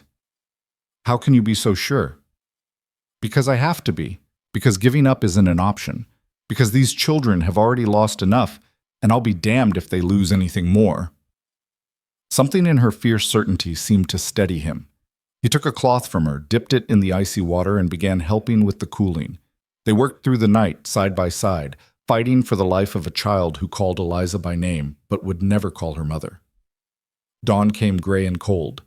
Lily's fever still hadn't broken, but the seizures hadn't returned either. Eliza's back ached from bending over the bed. Her eyes burned from lack of sleep, but she didn't stop. Couldn't stop. Mara crept into the room around 6, her face drawn with worry. How is she? The same, Eliza said gently, but that means she's still fighting. Can I sit with her? Of course. Come here. Mara took Eliza's place by the bed, taking her little sister's hand in hers. You have to wake up, Lily. You have to get better. I'll let you play with my good ribbons, the ones Mama gave me, and I'll read you any story you want, as many times as you want. Just please wake up. Eliza stepped out into the hall, her legs unsteady from sitting so long. Owen stood at the top of the stairs, looking uncertain. "How long does a fever usually last?" he asked. "It depends. Could be a day, could be several. We just have to wait and keep her comfortable. That's what they said about Mama. Just wait, just keep her comfortable. And then she died anyway. Owen, I heard you last night, heard you tell Papa you wouldn't let her die, but you can't promise that. You can't control it, no matter how hard you try." "You're right," Eliza said, too tired to be anything but honest. "I can't promise she'll live, but I can promise I won't stop trying. That's all any of us can do. Try our hardest and hope it's enough." Owen looked at her for a long moment, his young face struggling with emotions too big for his 12 years to contain. "I don't want to lose her too. I know. If she dies," his voice cracked. "If she dies, I don't think Papa will survive it. I don't think any of us will." Eliza reached out, hesitated, then put her hand on his shoulder. For once, he didn't pull away. "Then we won't let her die. We fight. All of us. Together." He nodded, brushing roughly at his eyes, and went downstairs without another word. The second day was worse than the first. Lily's fever climbed higher despite everything they did. She became delirious, crying out for her mother, begging for the pain to stop, thrashing weakly against the blankets. Eliza felt helpless, useless, furious at her own limitations.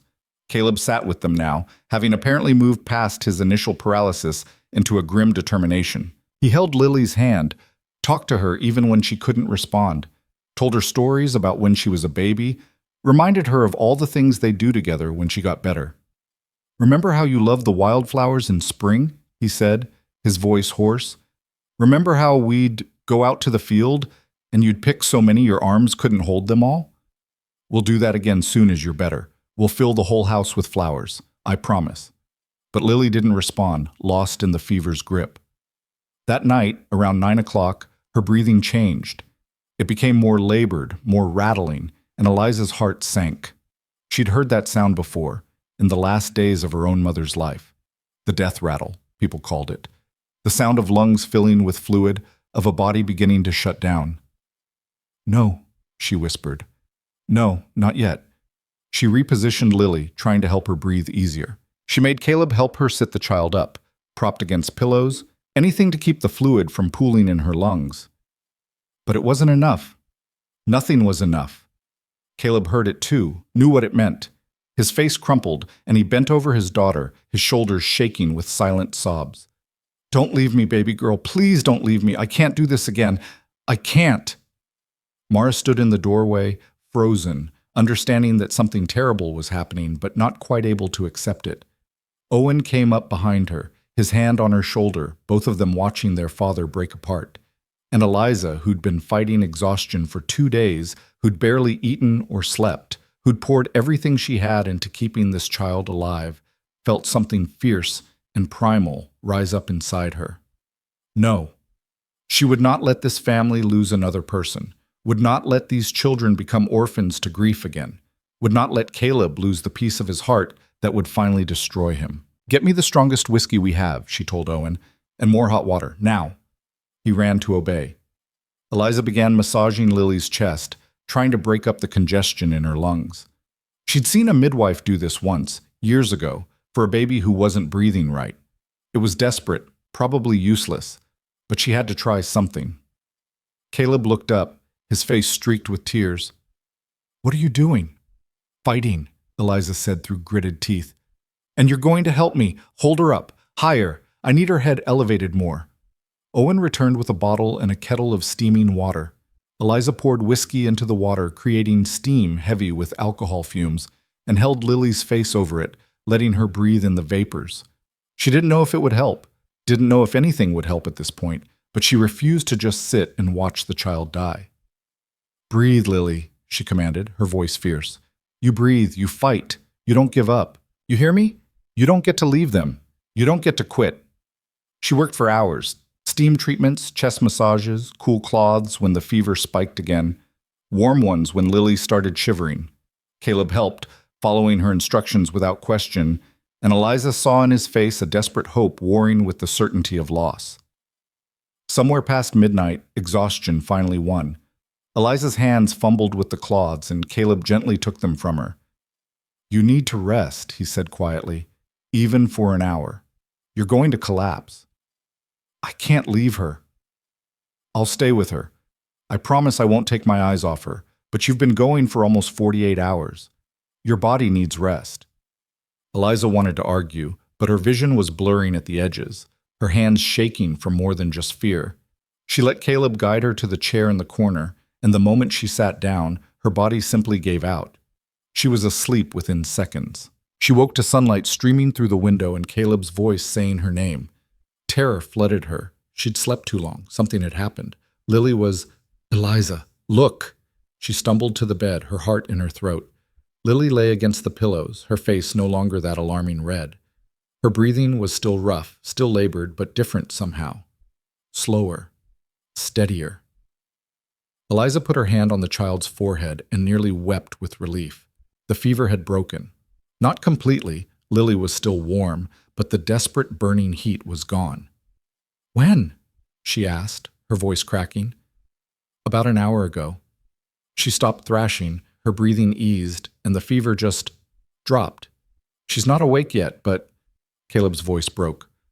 "But she's going to make it, isn't she?" "I think so, yes. I think she's going to make it."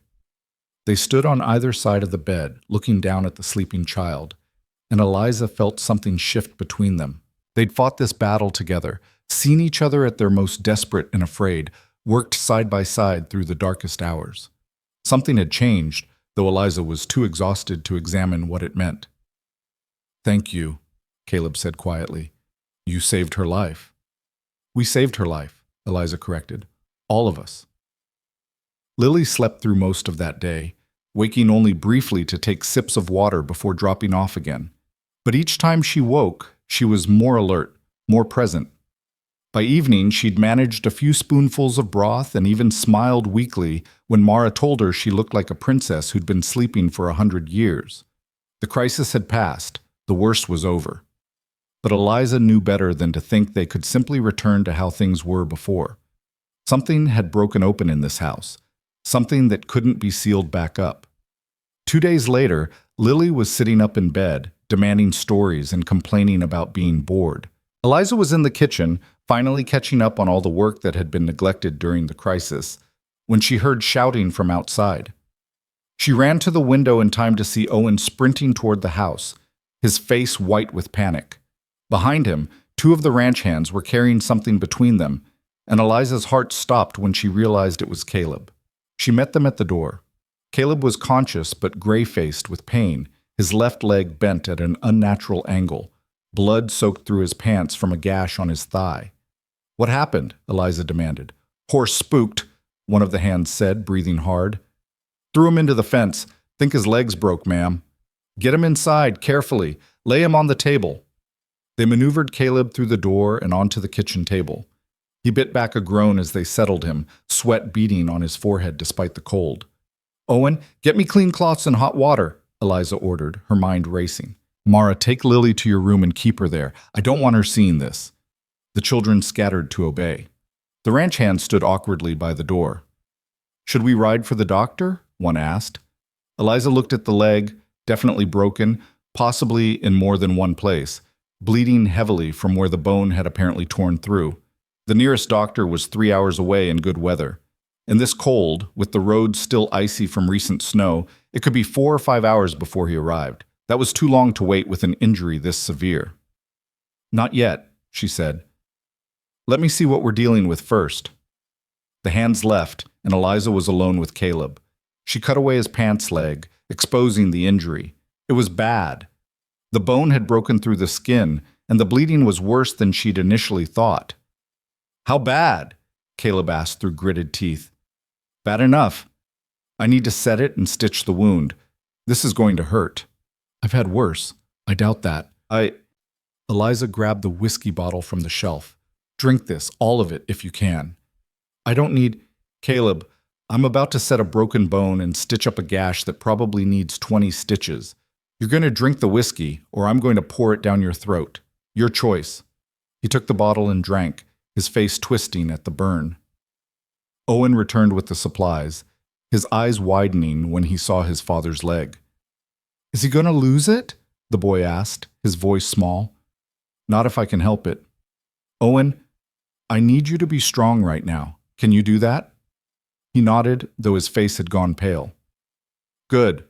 I need you to hold your father's shoulders down when I set the bone. He's going to try to move, and we can't let him. Understand?" Another nod. Eliza cleaned the wound as gently as she could, though Caleb's breathing went ragged with pain. She could see the break clearly now, a clean break of the tibia, which was good, but the fact that it had punctured through the skin meant infection was a serious risk. "Ready?" she asked. "No," Caleb said honestly, "but do it anyway." Eliza positioned her hands on either side of the break. "Owen, hold him. Now." She pulled, fast and firm, feeling the bone slide back into place with a sickening crunch. Caleb's back arched, and a sound came from him that was barely human. Owen held on, tears streaming down his face, while his father fought against the pain.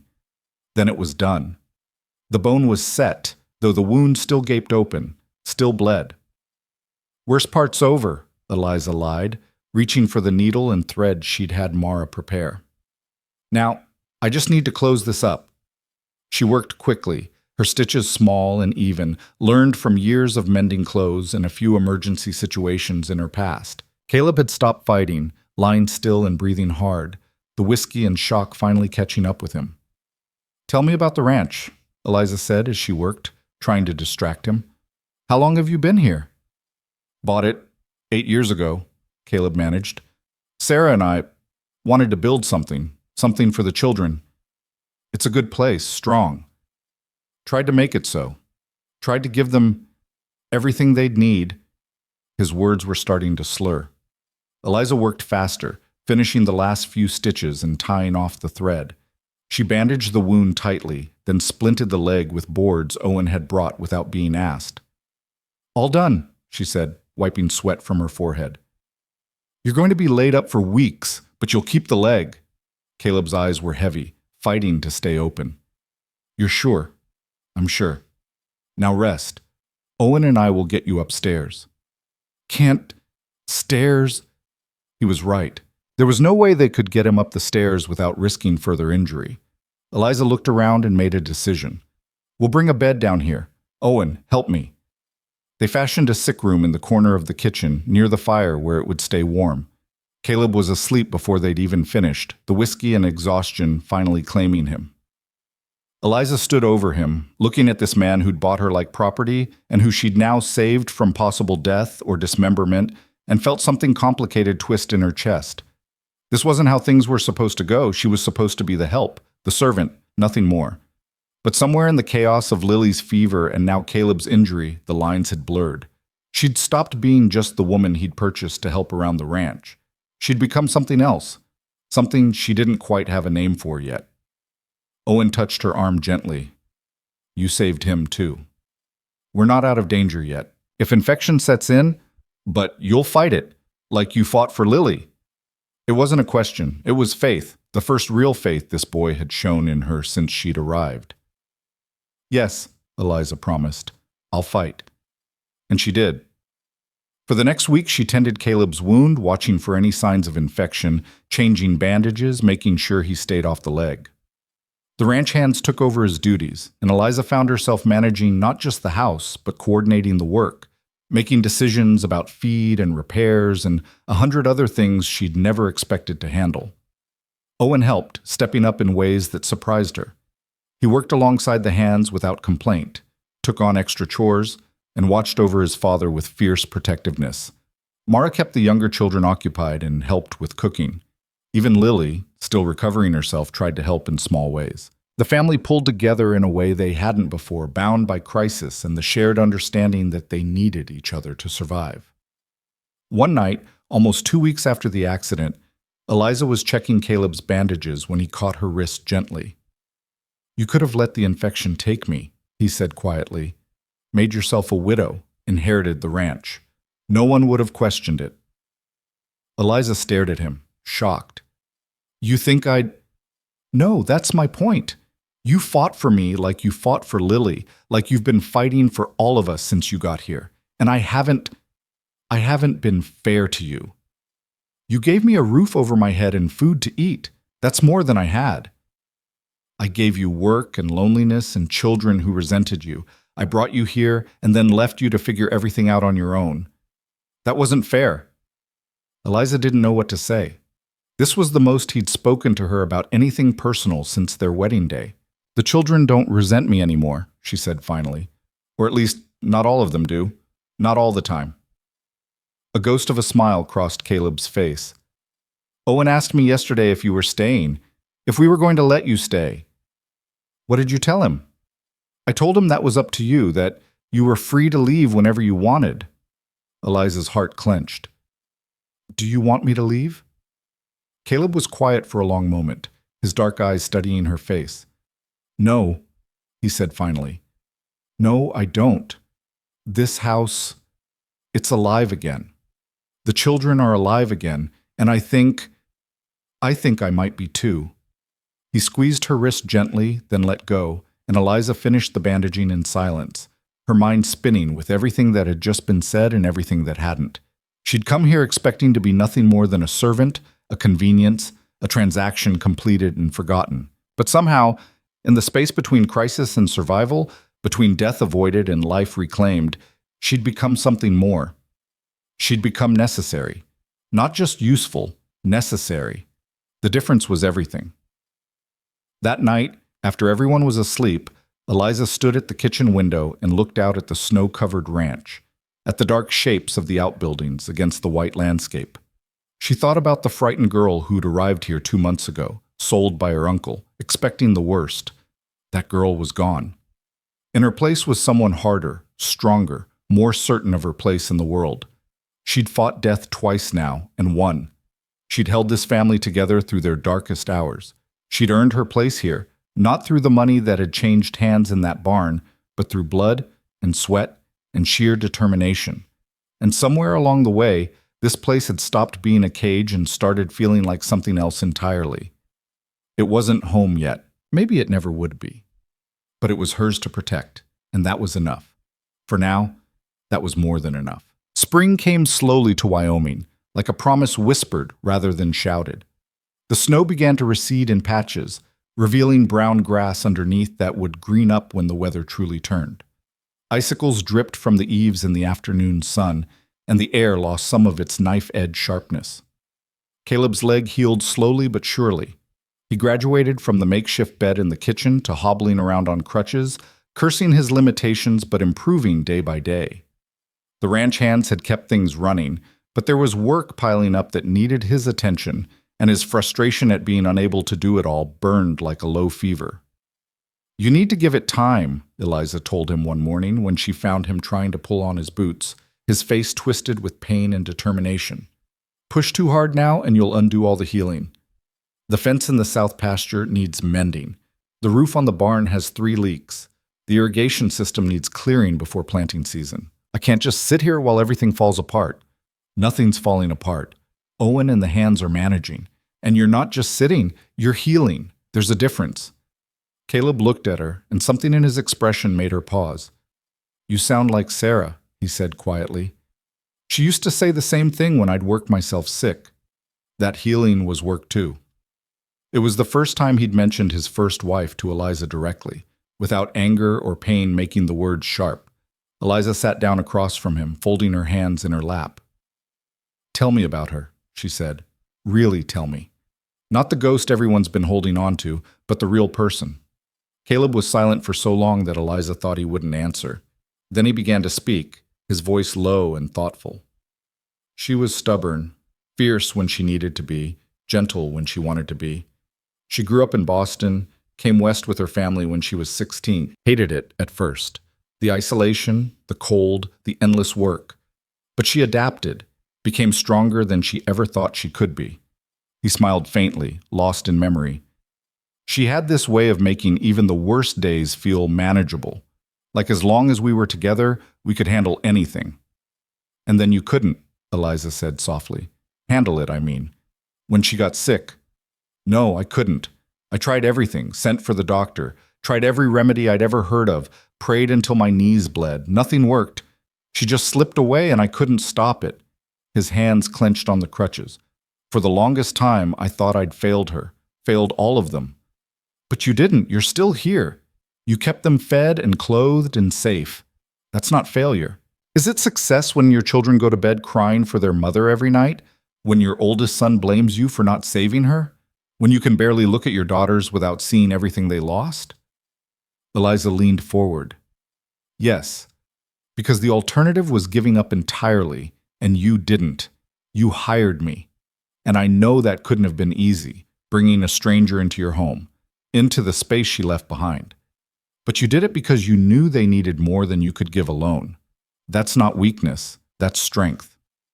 Caleb met her eyes, and something passed between them. Understanding, maybe, or recognition. When I bought you from your uncle, I told myself it was just business, a transaction, someone to cook and clean and help with the children. I didn't expect what? Didn't expect you to become part of us, to fight for us the way you have, to make this feel like a home again instead of just a place we survive in. He paused, choosing his words carefully. I didn't choose you that day in the barn. Your uncle needed money, I needed help, and you were the solution to both problems. But if I could go back, knowing what I know now, I'd choose you anyway. Not as a transaction, as a person, as someone I wanted here. Eliza's throat tightened with emotion she hadn't expected. Caleb, let me finish. You've earned your place here 100 times over. You don't owe me anything. If you wanted to leave, I'd give you money for travel, a letter of reference, whatever you needed. You're not trapped here. I know that, Eliza said quietly. I figured that out somewhere between Lily's fever and your broken leg. I'm not staying because I have nowhere else to go. I'm staying because I want to. The words hung in the air between them, honest and complicated and true. The children have been talking, Caleb said after a moment. Especially Mara and Lily. They want to know if you're really going to stay. If this is permanent. What did you tell them? That they should ask you themselves. As if summoned by the conversation, Mara appeared in the kitchen doorway, Lily holding her hand. Owen lingered behind them, trying to look disinterested but clearly listening. Are you going to stay? Mara asked, her voice small but determined. Really stay? Not just until Papa's leg heals or until something better comes along, but stay? Eliza looked at the three of them. These children who'd lost so much, who'd resisted her and tested her and finally, slowly, let her in. She thought about all the reasons she should leave, should take Caleb's offer and find somewhere that didn't come with so much grief and complication. But she also thought about Lily's hair in her hands as she brushed it each night, about Mara's careful questions as she learned to cook, about the almost smiles she sometimes caught on Owen's face when he forgot to be angry. I'm staying, she said firmly. If you want me to, really staying. Lily broke free from Mara and ran to Eliza, throwing her arms around her waist. I want you to stay. I want you to stay forever and ever.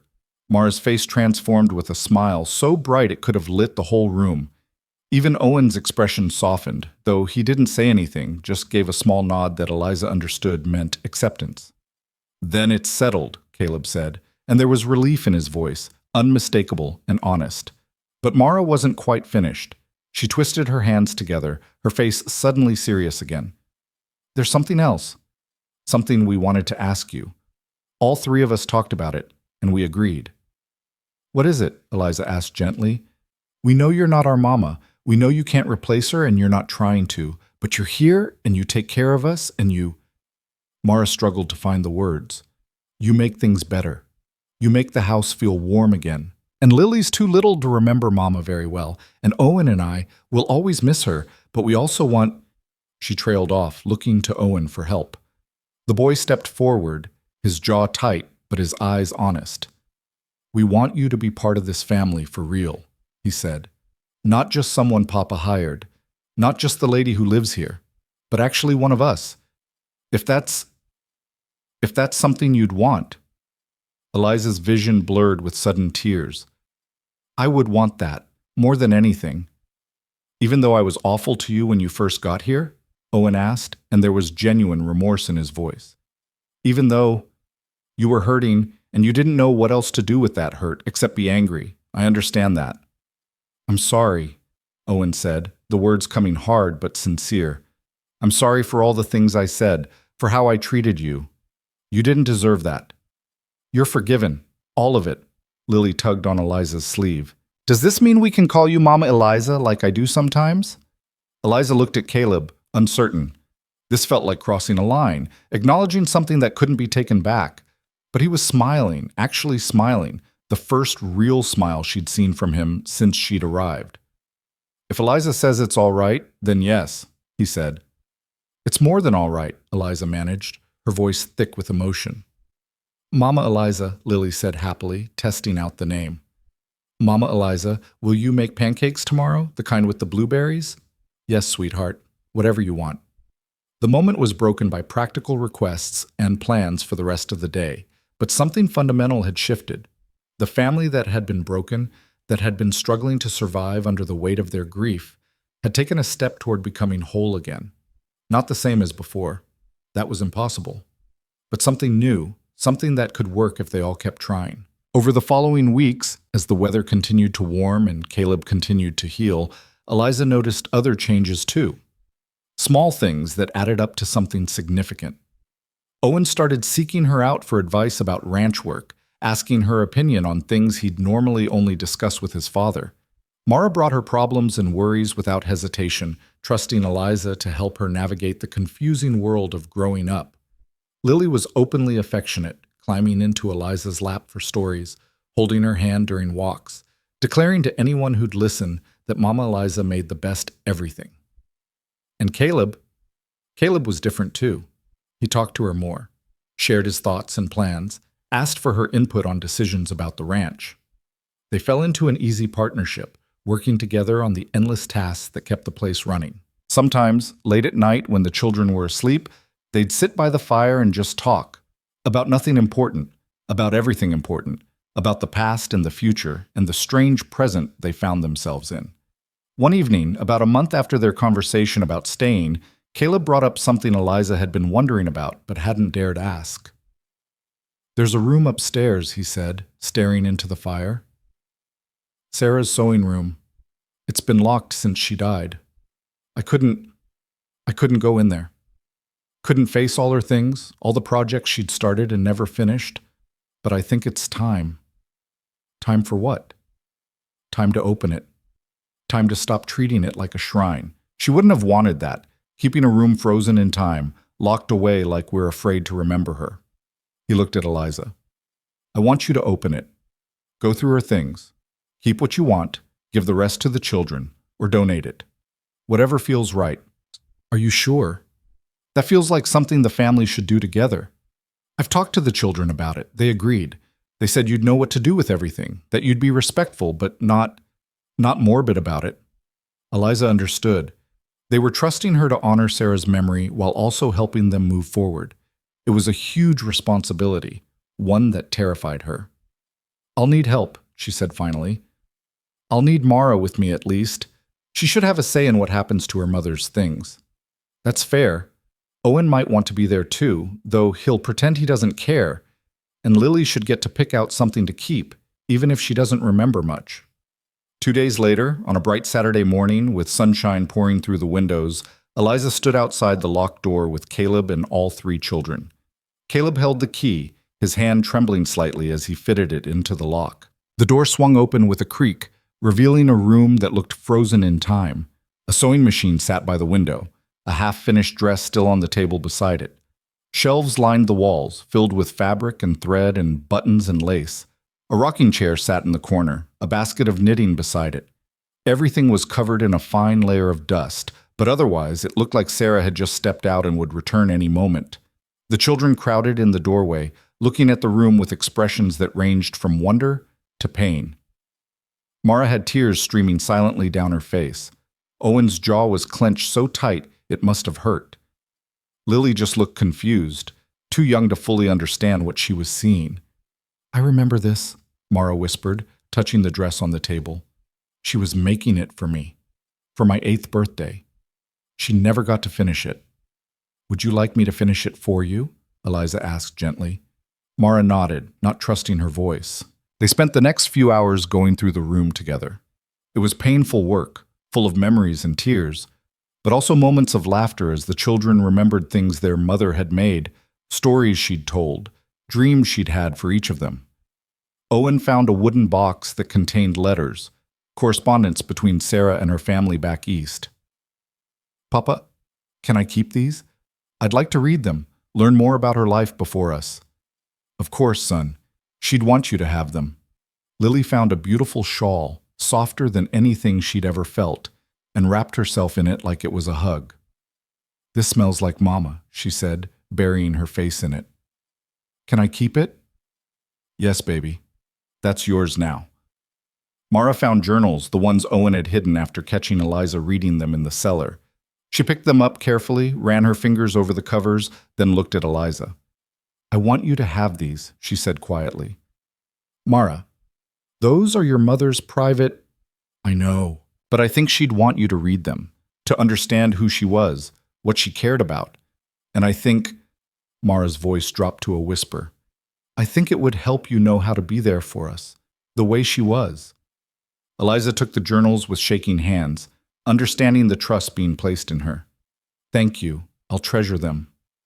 They packed up most of the fabric and sewing supplies to donate to other families in need. They kept the sewing machine for Mara, who wanted to learn.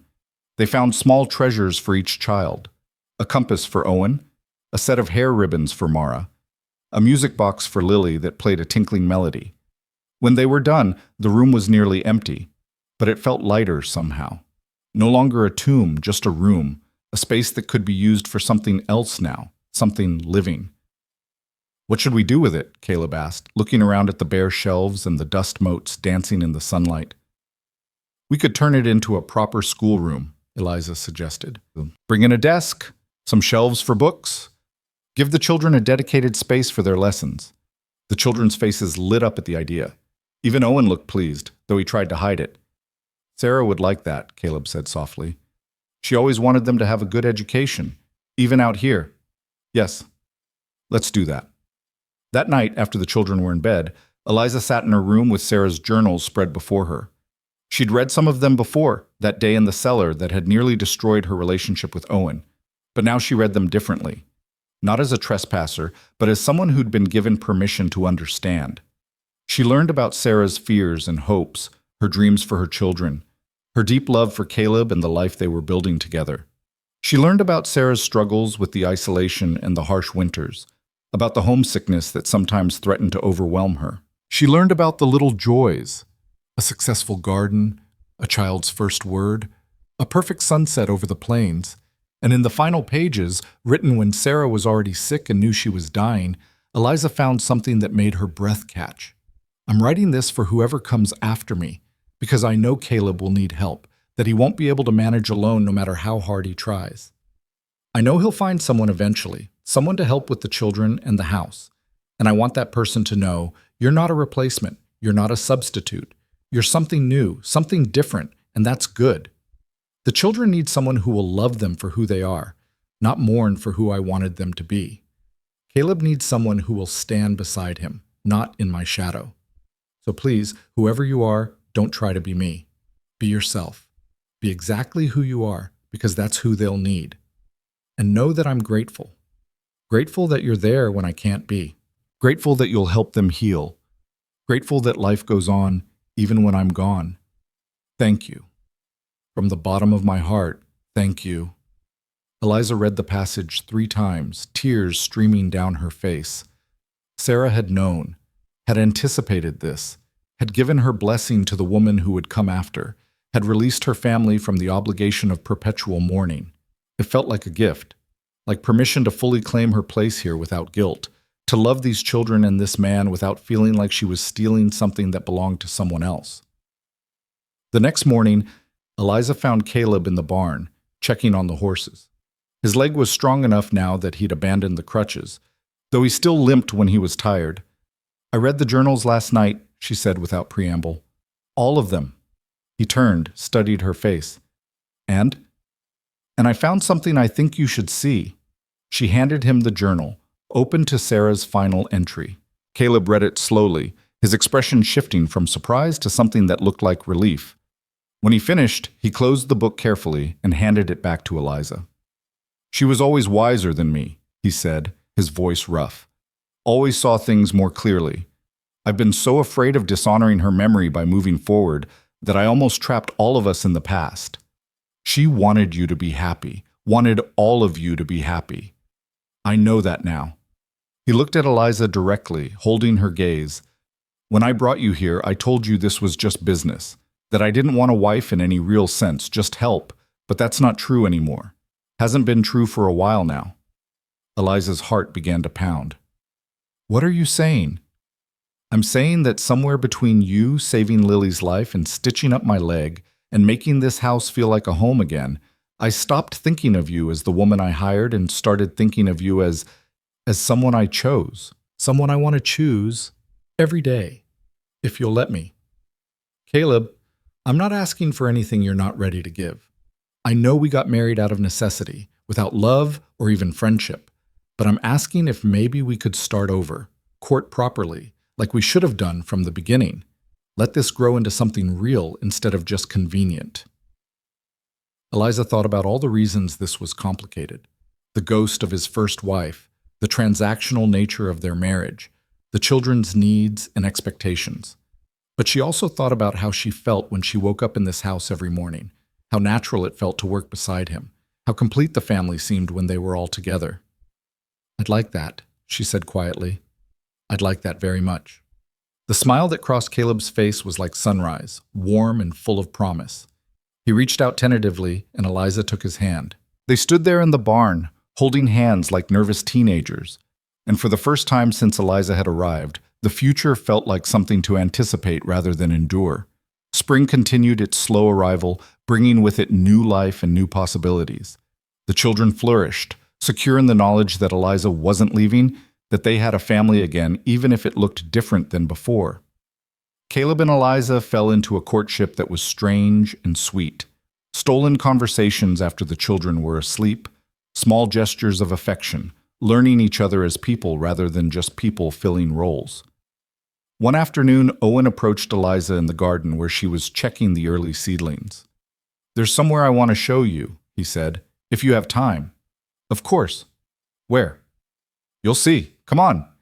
He led her away from the house, past the barn and the outbuildings, to a path that wound through a small stand of trees. They walked in comfortable silence, and Eliza marveled at how far they'd come. This boy who'd hated her on sight was now voluntarily spending time with her, seeking her out.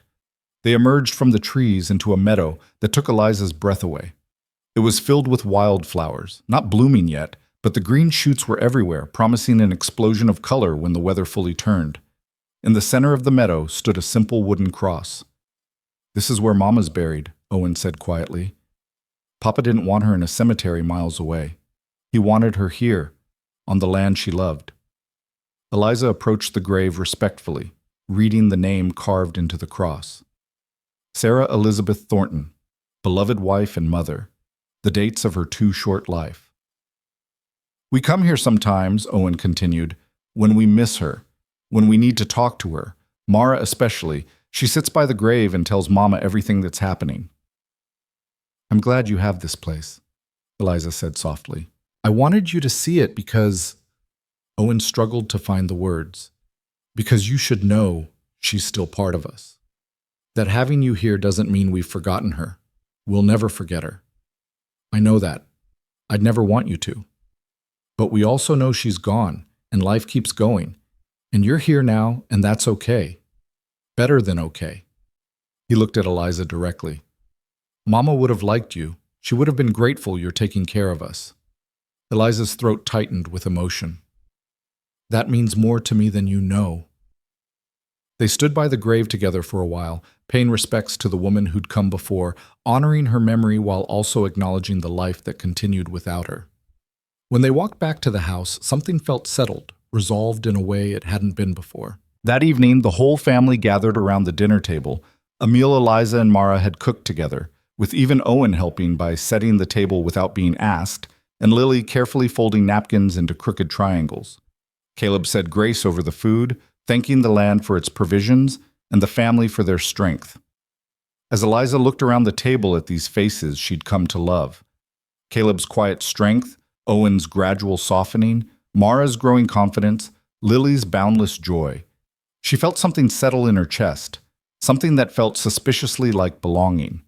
She'd been bought. That was the truth of it, harsh and undeniable. Her uncle had sold her, and Caleb had paid the price. But she'd also been chosen. By these children who'd tested her and finally accepted her. By this man who'd started to see her as more than just hired help. By herself, when she'd decided to stay not because she had to, but because she wanted to. The transaction in the barn felt like it had happened to someone else, in some other lifetime. The girl who'd arrived here in the middle of a winter storm, terrified and alone and expecting the worst, was gone. In her place was a woman who'd fought for this family and won. Not their submission, but their trust, their love. It wasn't the life she'd imagined for herself. It wasn't the fairy tale ending girls dreamed about.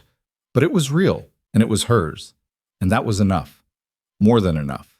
It was everything. The wildflower meadow transformed exactly as Owen had promised. By late May, it was an explosion of color, purple lupines and yellow arrowleaf balsam root, white daisies and red Indian paintbrush, all swaying in the warm breeze like nature's own celebration. Eliza visited the meadow often now, sometimes with the children, sometimes alone, always stopping to pay her respects at Sarah's grave before gathering armfuls of flowers to bring back to the house. It was during one of these visits, about 4 months after their conversation in the barn, that Caleb found her sitting beside the grave, her hands full of wildflowers, tears streaming down her face. "What's wrong?" he asked, concern immediate in his voice as he limped over to her. His leg was nearly healed now, though it still bothered him when the weather changed. "Nothing's wrong," Eliza said, laughing through her tears. "Everything's right. That's the problem. It's so right that it scares me." Caleb sat down beside her in the grass, his shoulder touching hers. "Explain that to me. I've never had this before. A family, a home, people who actually want me around.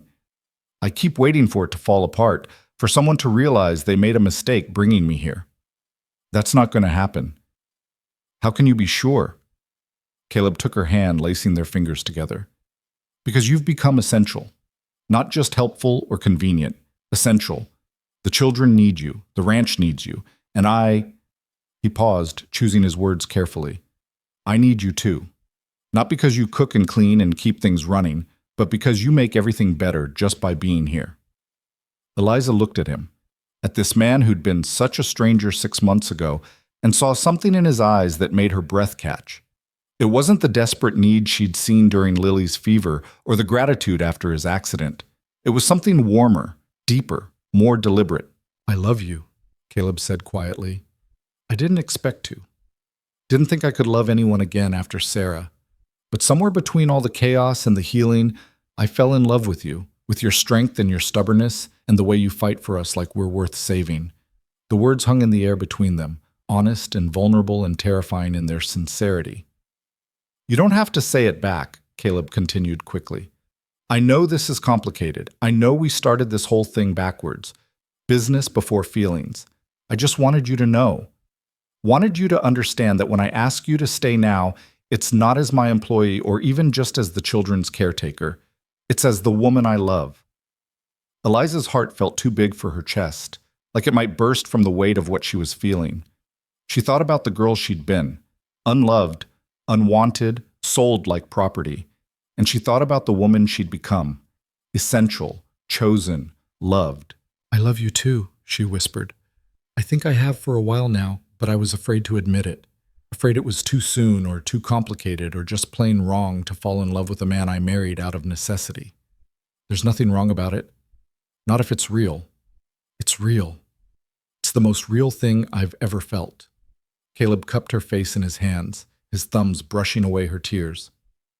"Then marry me again. Not because we have to, not because it's practical or convenient, but because we want to, because we choose each other." "We're already married," Eliza said with a watery laugh. "In name only. I want to do it right this time, with the children there, with flowers, with vows that actually mean something. I want you to wear a pretty dress and smile like you're happy about it instead of terrified. I want everyone to know that you're my wife because I love you, not because I paid for you."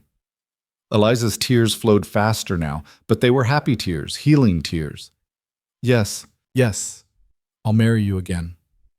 Caleb kissed her then, gentle and sweet, and Eliza felt something click into place, like the final piece of a puzzle she'd been assembling for months.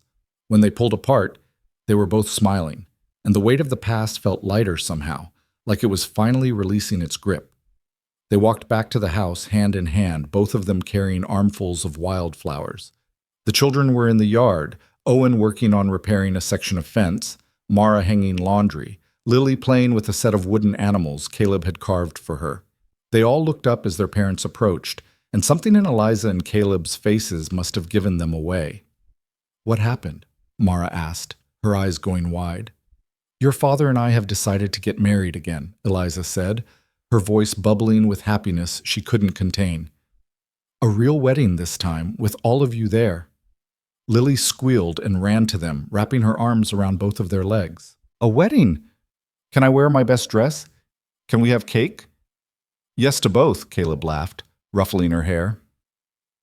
Mara's smile could have lit up the whole territory. "Can I help plan it? I know I know some of the traditions, the things that make it special." "I'd love your help," Eliza said warmly. "All of you can help."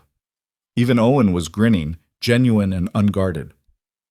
"About time," he said, trying to sound nonchalant and failing. "We were starting to wonder if you two were ever going to figure it out."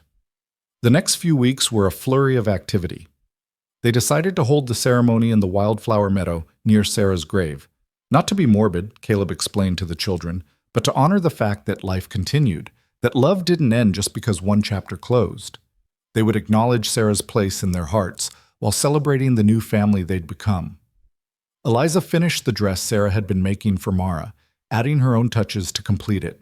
The girl cried when she tried it on, not from sadness, but from the strange joy of wearing something her mother had started and her new mother had finished. It felt symbolic somehow, like the blending of past and present into something whole. For herself, Eliza made a simple dress from fabric they'd kept from Sarah's sewing room, a beautiful cream-colored cotton with tiny flowers embroidered along the hem. It wasn't fancy, but it was lovely, and it felt right to incorporate something of Sarah's into this new beginning.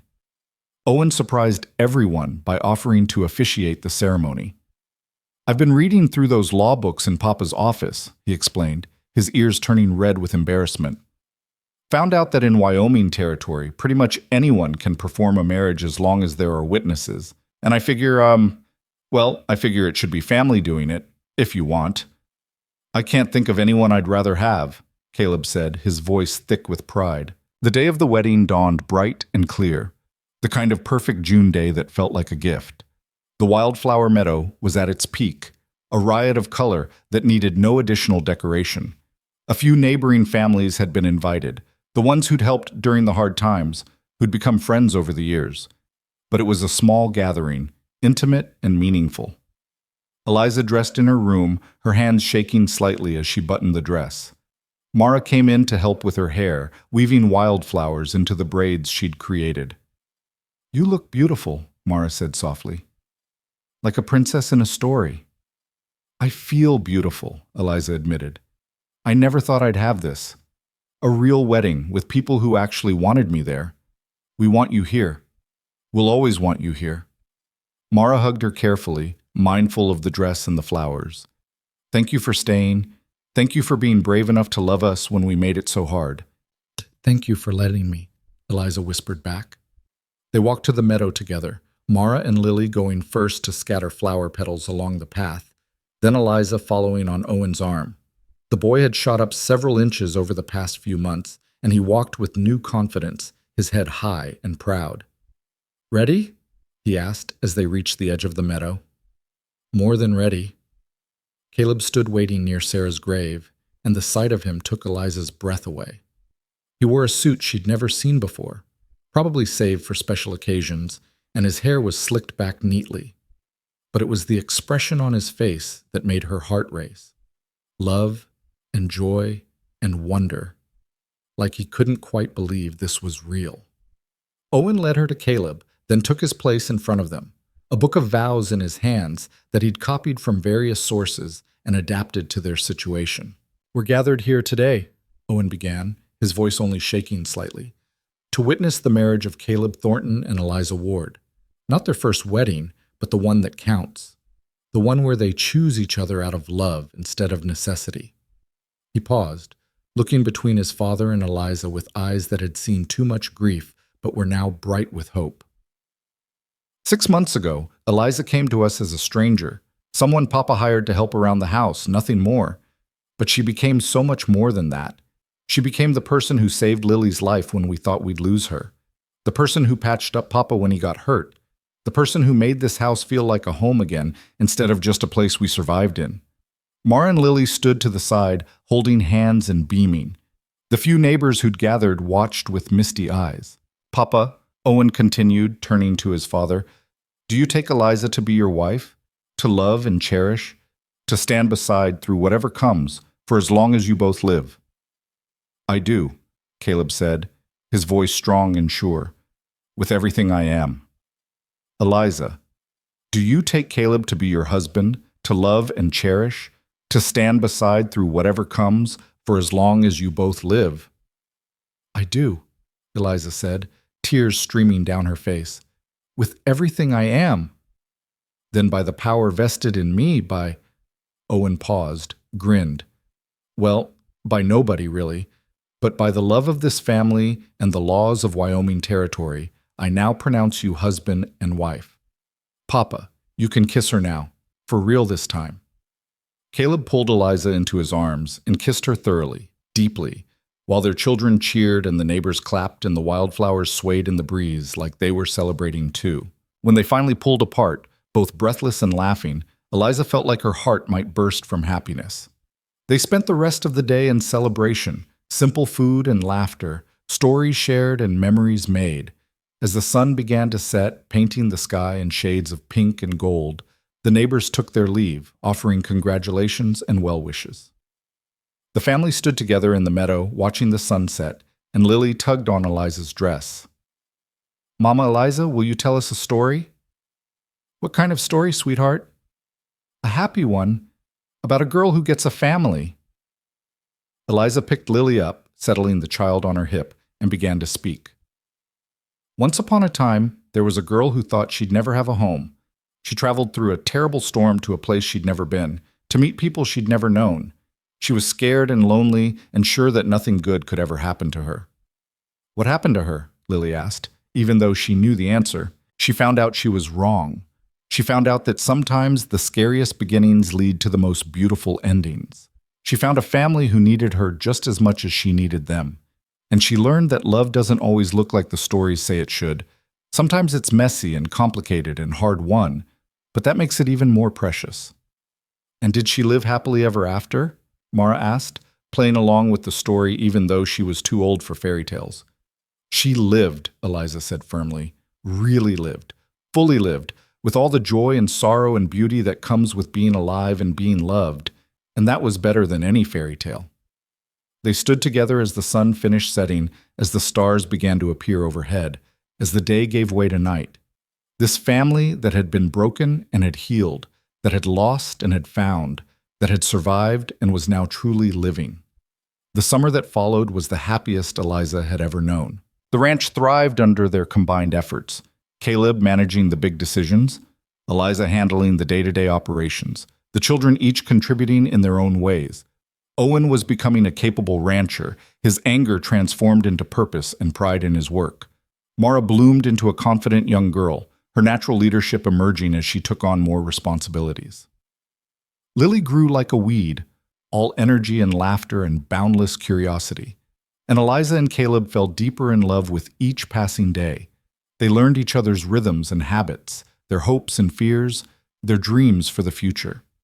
Late at night, after the children were asleep, they'd talk about everything and nothing, planning for the years ahead. "I want to expand the herd," Caleb said one night as they sat on the porch, watching lightning bugs dance in the darkness. "Maybe add some sheep, too, diversify." "That's ambitious. Would we need more hands?" "Probably, Owen's getting old enough to take on more responsibility, but we can't do it all ourselves. What about education for the children? Owen's 12 now, Mara's almost 10. They need more than I can teach them from our few books. There's talk of getting a real school built in town. If enough families commit to sending their children, they'll hire a teacher. I think we should do it. All three of them are bright. They deserve every advantage we can give them. They made plans and dreamed dreams, building a future together that felt solid and real and possible. In August, Eliza realized she'd missed her monthly courses for the second time. At first, she thought it was stress or the change in seasons, but when the nausea started and certain smells began making her ill, she knew. She was pregnant. The realization filled her with a complicated mix of joy and terror. She'd never been a mother before. Not really. Stepmother, yes, and she loved the children fiercely. But this would be different. This would be a baby she'd carried, a piece of her and Caleb combined into something entirely new. She told him one evening after supper, when they were alone in the kitchen, "I'm going to have a baby." Caleb froze, a dish halfway to the shelf, his eyes going wide. "You're sure?" "As sure as I can be without a doctor confirming it, but all the signs are there." He set down the dish carefully, then pulled her into his arms, holding her so tight she could barely breathe. When he pulled back, there were tears in his eyes. "I never thought I'd have this again," he said, his voice rough with emotion. "Another child. A fresh start. Something that's ours from the beginning." "Are you happy about it?" Happy doesn't begin to cover it. He placed his hand gently on her still flat stomach. "You've given me so much already. You've brought my children back to life, made this house a home again, taught me how to love again. And now this. Another chance at all of it." They told the children the next morning at breakfast. The reactions were exactly what Eliza had hoped for. Lily bouncing with excitement at the idea of being a big sister, Mara's face lighting up with wonder, even Owen grinning and offering congratulations that seemed genuine. "Does this mean we're really a family now?" Lily asked. "A real permanent family?" "We've been a real family for months now, sweetheart," Caleb said gently. "This just adds to it." "Good," Lily said decisively. "Because I like this family. I don't want it to change." "It won't change," Eliza promised. "It'll just grow." The months of pregnancy passed in a blur of preparation and anticipation. Caleb became almost comically protective, trying to prevent Eliza from doing any heavy work, though she stubbornly insisted she was perfectly capable. The children helped in their own ways, Owen taking on more of the physical labor, Mara learning everything she could about babies and childbirth, Lily gathering soft things to make the nursery comfortable.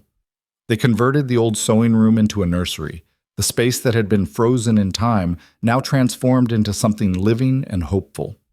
Eliza painted the walls a soft yellow, and Mara sewed curtains from fabric they'd saved. Owen built a cradle from scratch, working on it in secret and presenting it to Eliza with shy pride. As winter approached again, Eliza's second winter at the ranch, she felt no fear of the cold or the isolation. This winter would be different from the last. This winter, she was surrounded by family, preparing to welcome new life instead of just surviving. And then, on a snowy February morning, almost exactly a year after Eliza had first arrived at the ranch, the baby came. The labor was hard and long, lasting through the night and into the next day. Caleb paced the floor downstairs, useless and anxious, while Mara stayed with Eliza, proving herself remarkably calm and capable for a 10-year-old. A midwife from a neighboring ranch had come to help, and together she and Mara coached Eliza through each contraction. "You're doing so well," Mara kept saying, holding Eliza's hand through the worst of it. "Just a little more. You can do this." And Eliza did. Just as the sun was setting on the second day, with one final push that felt like it might break her in half, the baby entered the world with a lusty cry that could probably be heard all the way to town. "It's a girl," the midwife announced, laying the squalling infant on Eliza's chest. "A perfect, healthy girl." Eliza looked down at her daughter, red-faced and angry and absolutely beautiful, and felt her heart expand in ways she hadn't known were possible. This was hers and Caleb's. A piece of both of them, proof that something good could come from the most unlikely beginnings.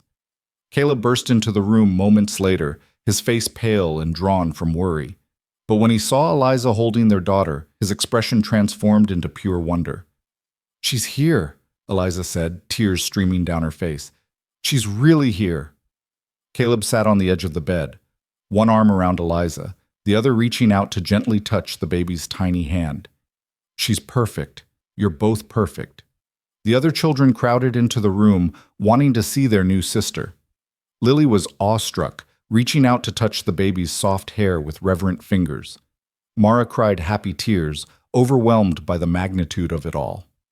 Owen stood back, trying to appear casual, but Eliza saw the wonder in his eyes. "What are you going to name her?" Mara asked. Eliza looked at Caleb, and they shared a silent conversation. They discussed names over the past months, but there was one they kept coming back to, one that felt right. "Hope," Eliza said softly. "Her name is Hope, because that's what she represents. Hope for the future. Hope that beautiful things can come from difficult beginnings.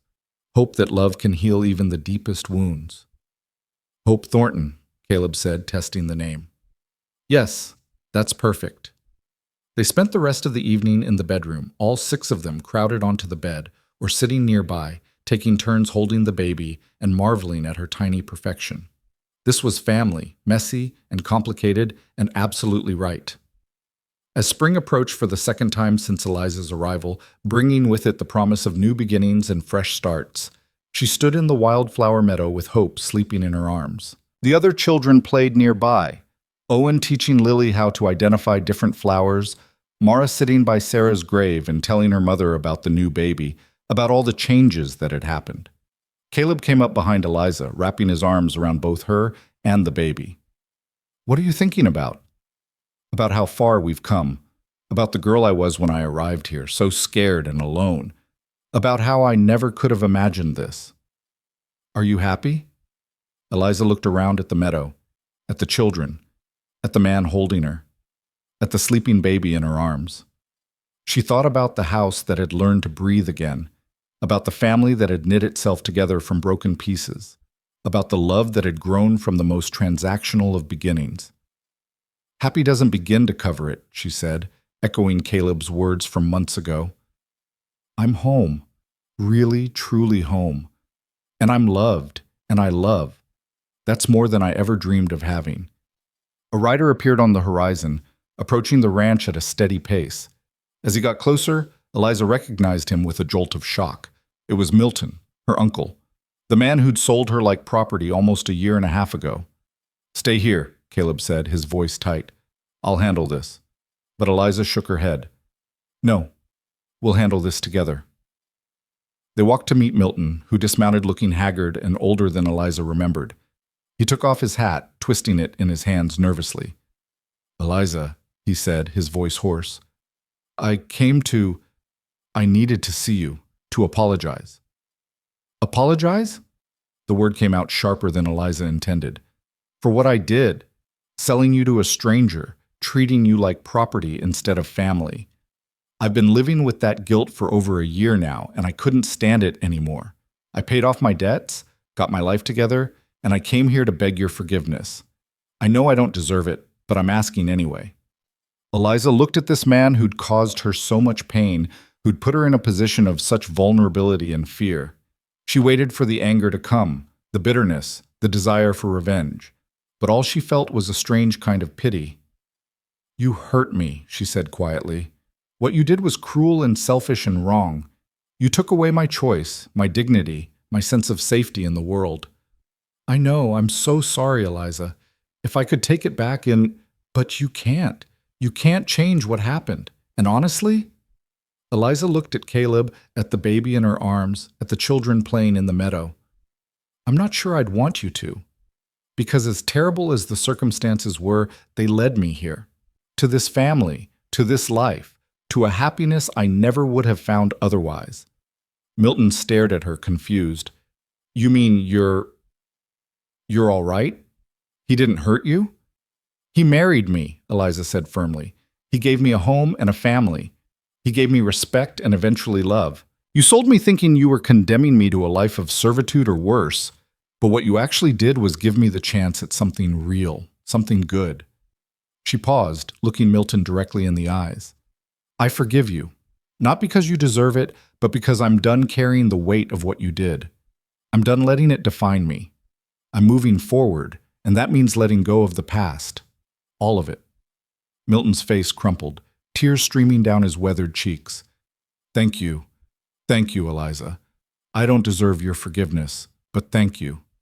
Just promise me one thing, Eliza said. Promise me you'll never do something like that to anyone else. That you'll remember that people aren't property, aren't solutions to your problems, that every choice you make affects real lives. I promise. I swear it. Caleb stepped forward, his hand on Eliza's shoulder. You've said your piece. Now it's time for you to go. We've got a life to live here, and you're not part of it. Milton nodded, understanding the dismissal for what it was. He mounted his horse, looked at Eliza one last time, and rode away, disappearing back into whatever life he'd built for himself. Eliza watched him go, feeling something release in her chest. The last tie to her old life, severed and set free. She was completely, entirely Eliza Thornton now, with no connection to the girl she'd been before. Are you all right? Caleb asked softly. More than all right. I'm free. Really, truly free. They returned to the meadow where the children waited, and Eliza realized this was it. This was the life she'd been given. Unexpected and hard-won and absolutely worth fighting for. She'd been sold, yes, but she'd also been saved. Not by Caleb. He'd just provided the opportunity.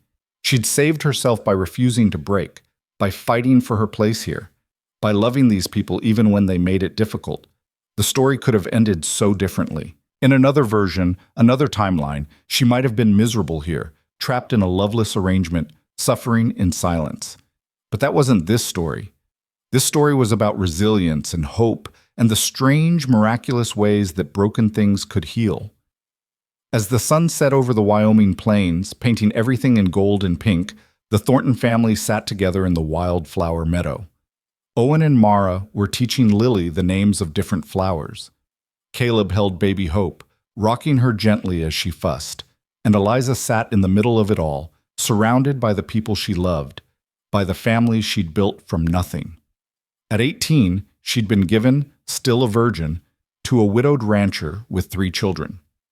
What happened had indeed shocked everyone who thought they knew how the story would end, because instead of tragedy, they got triumph.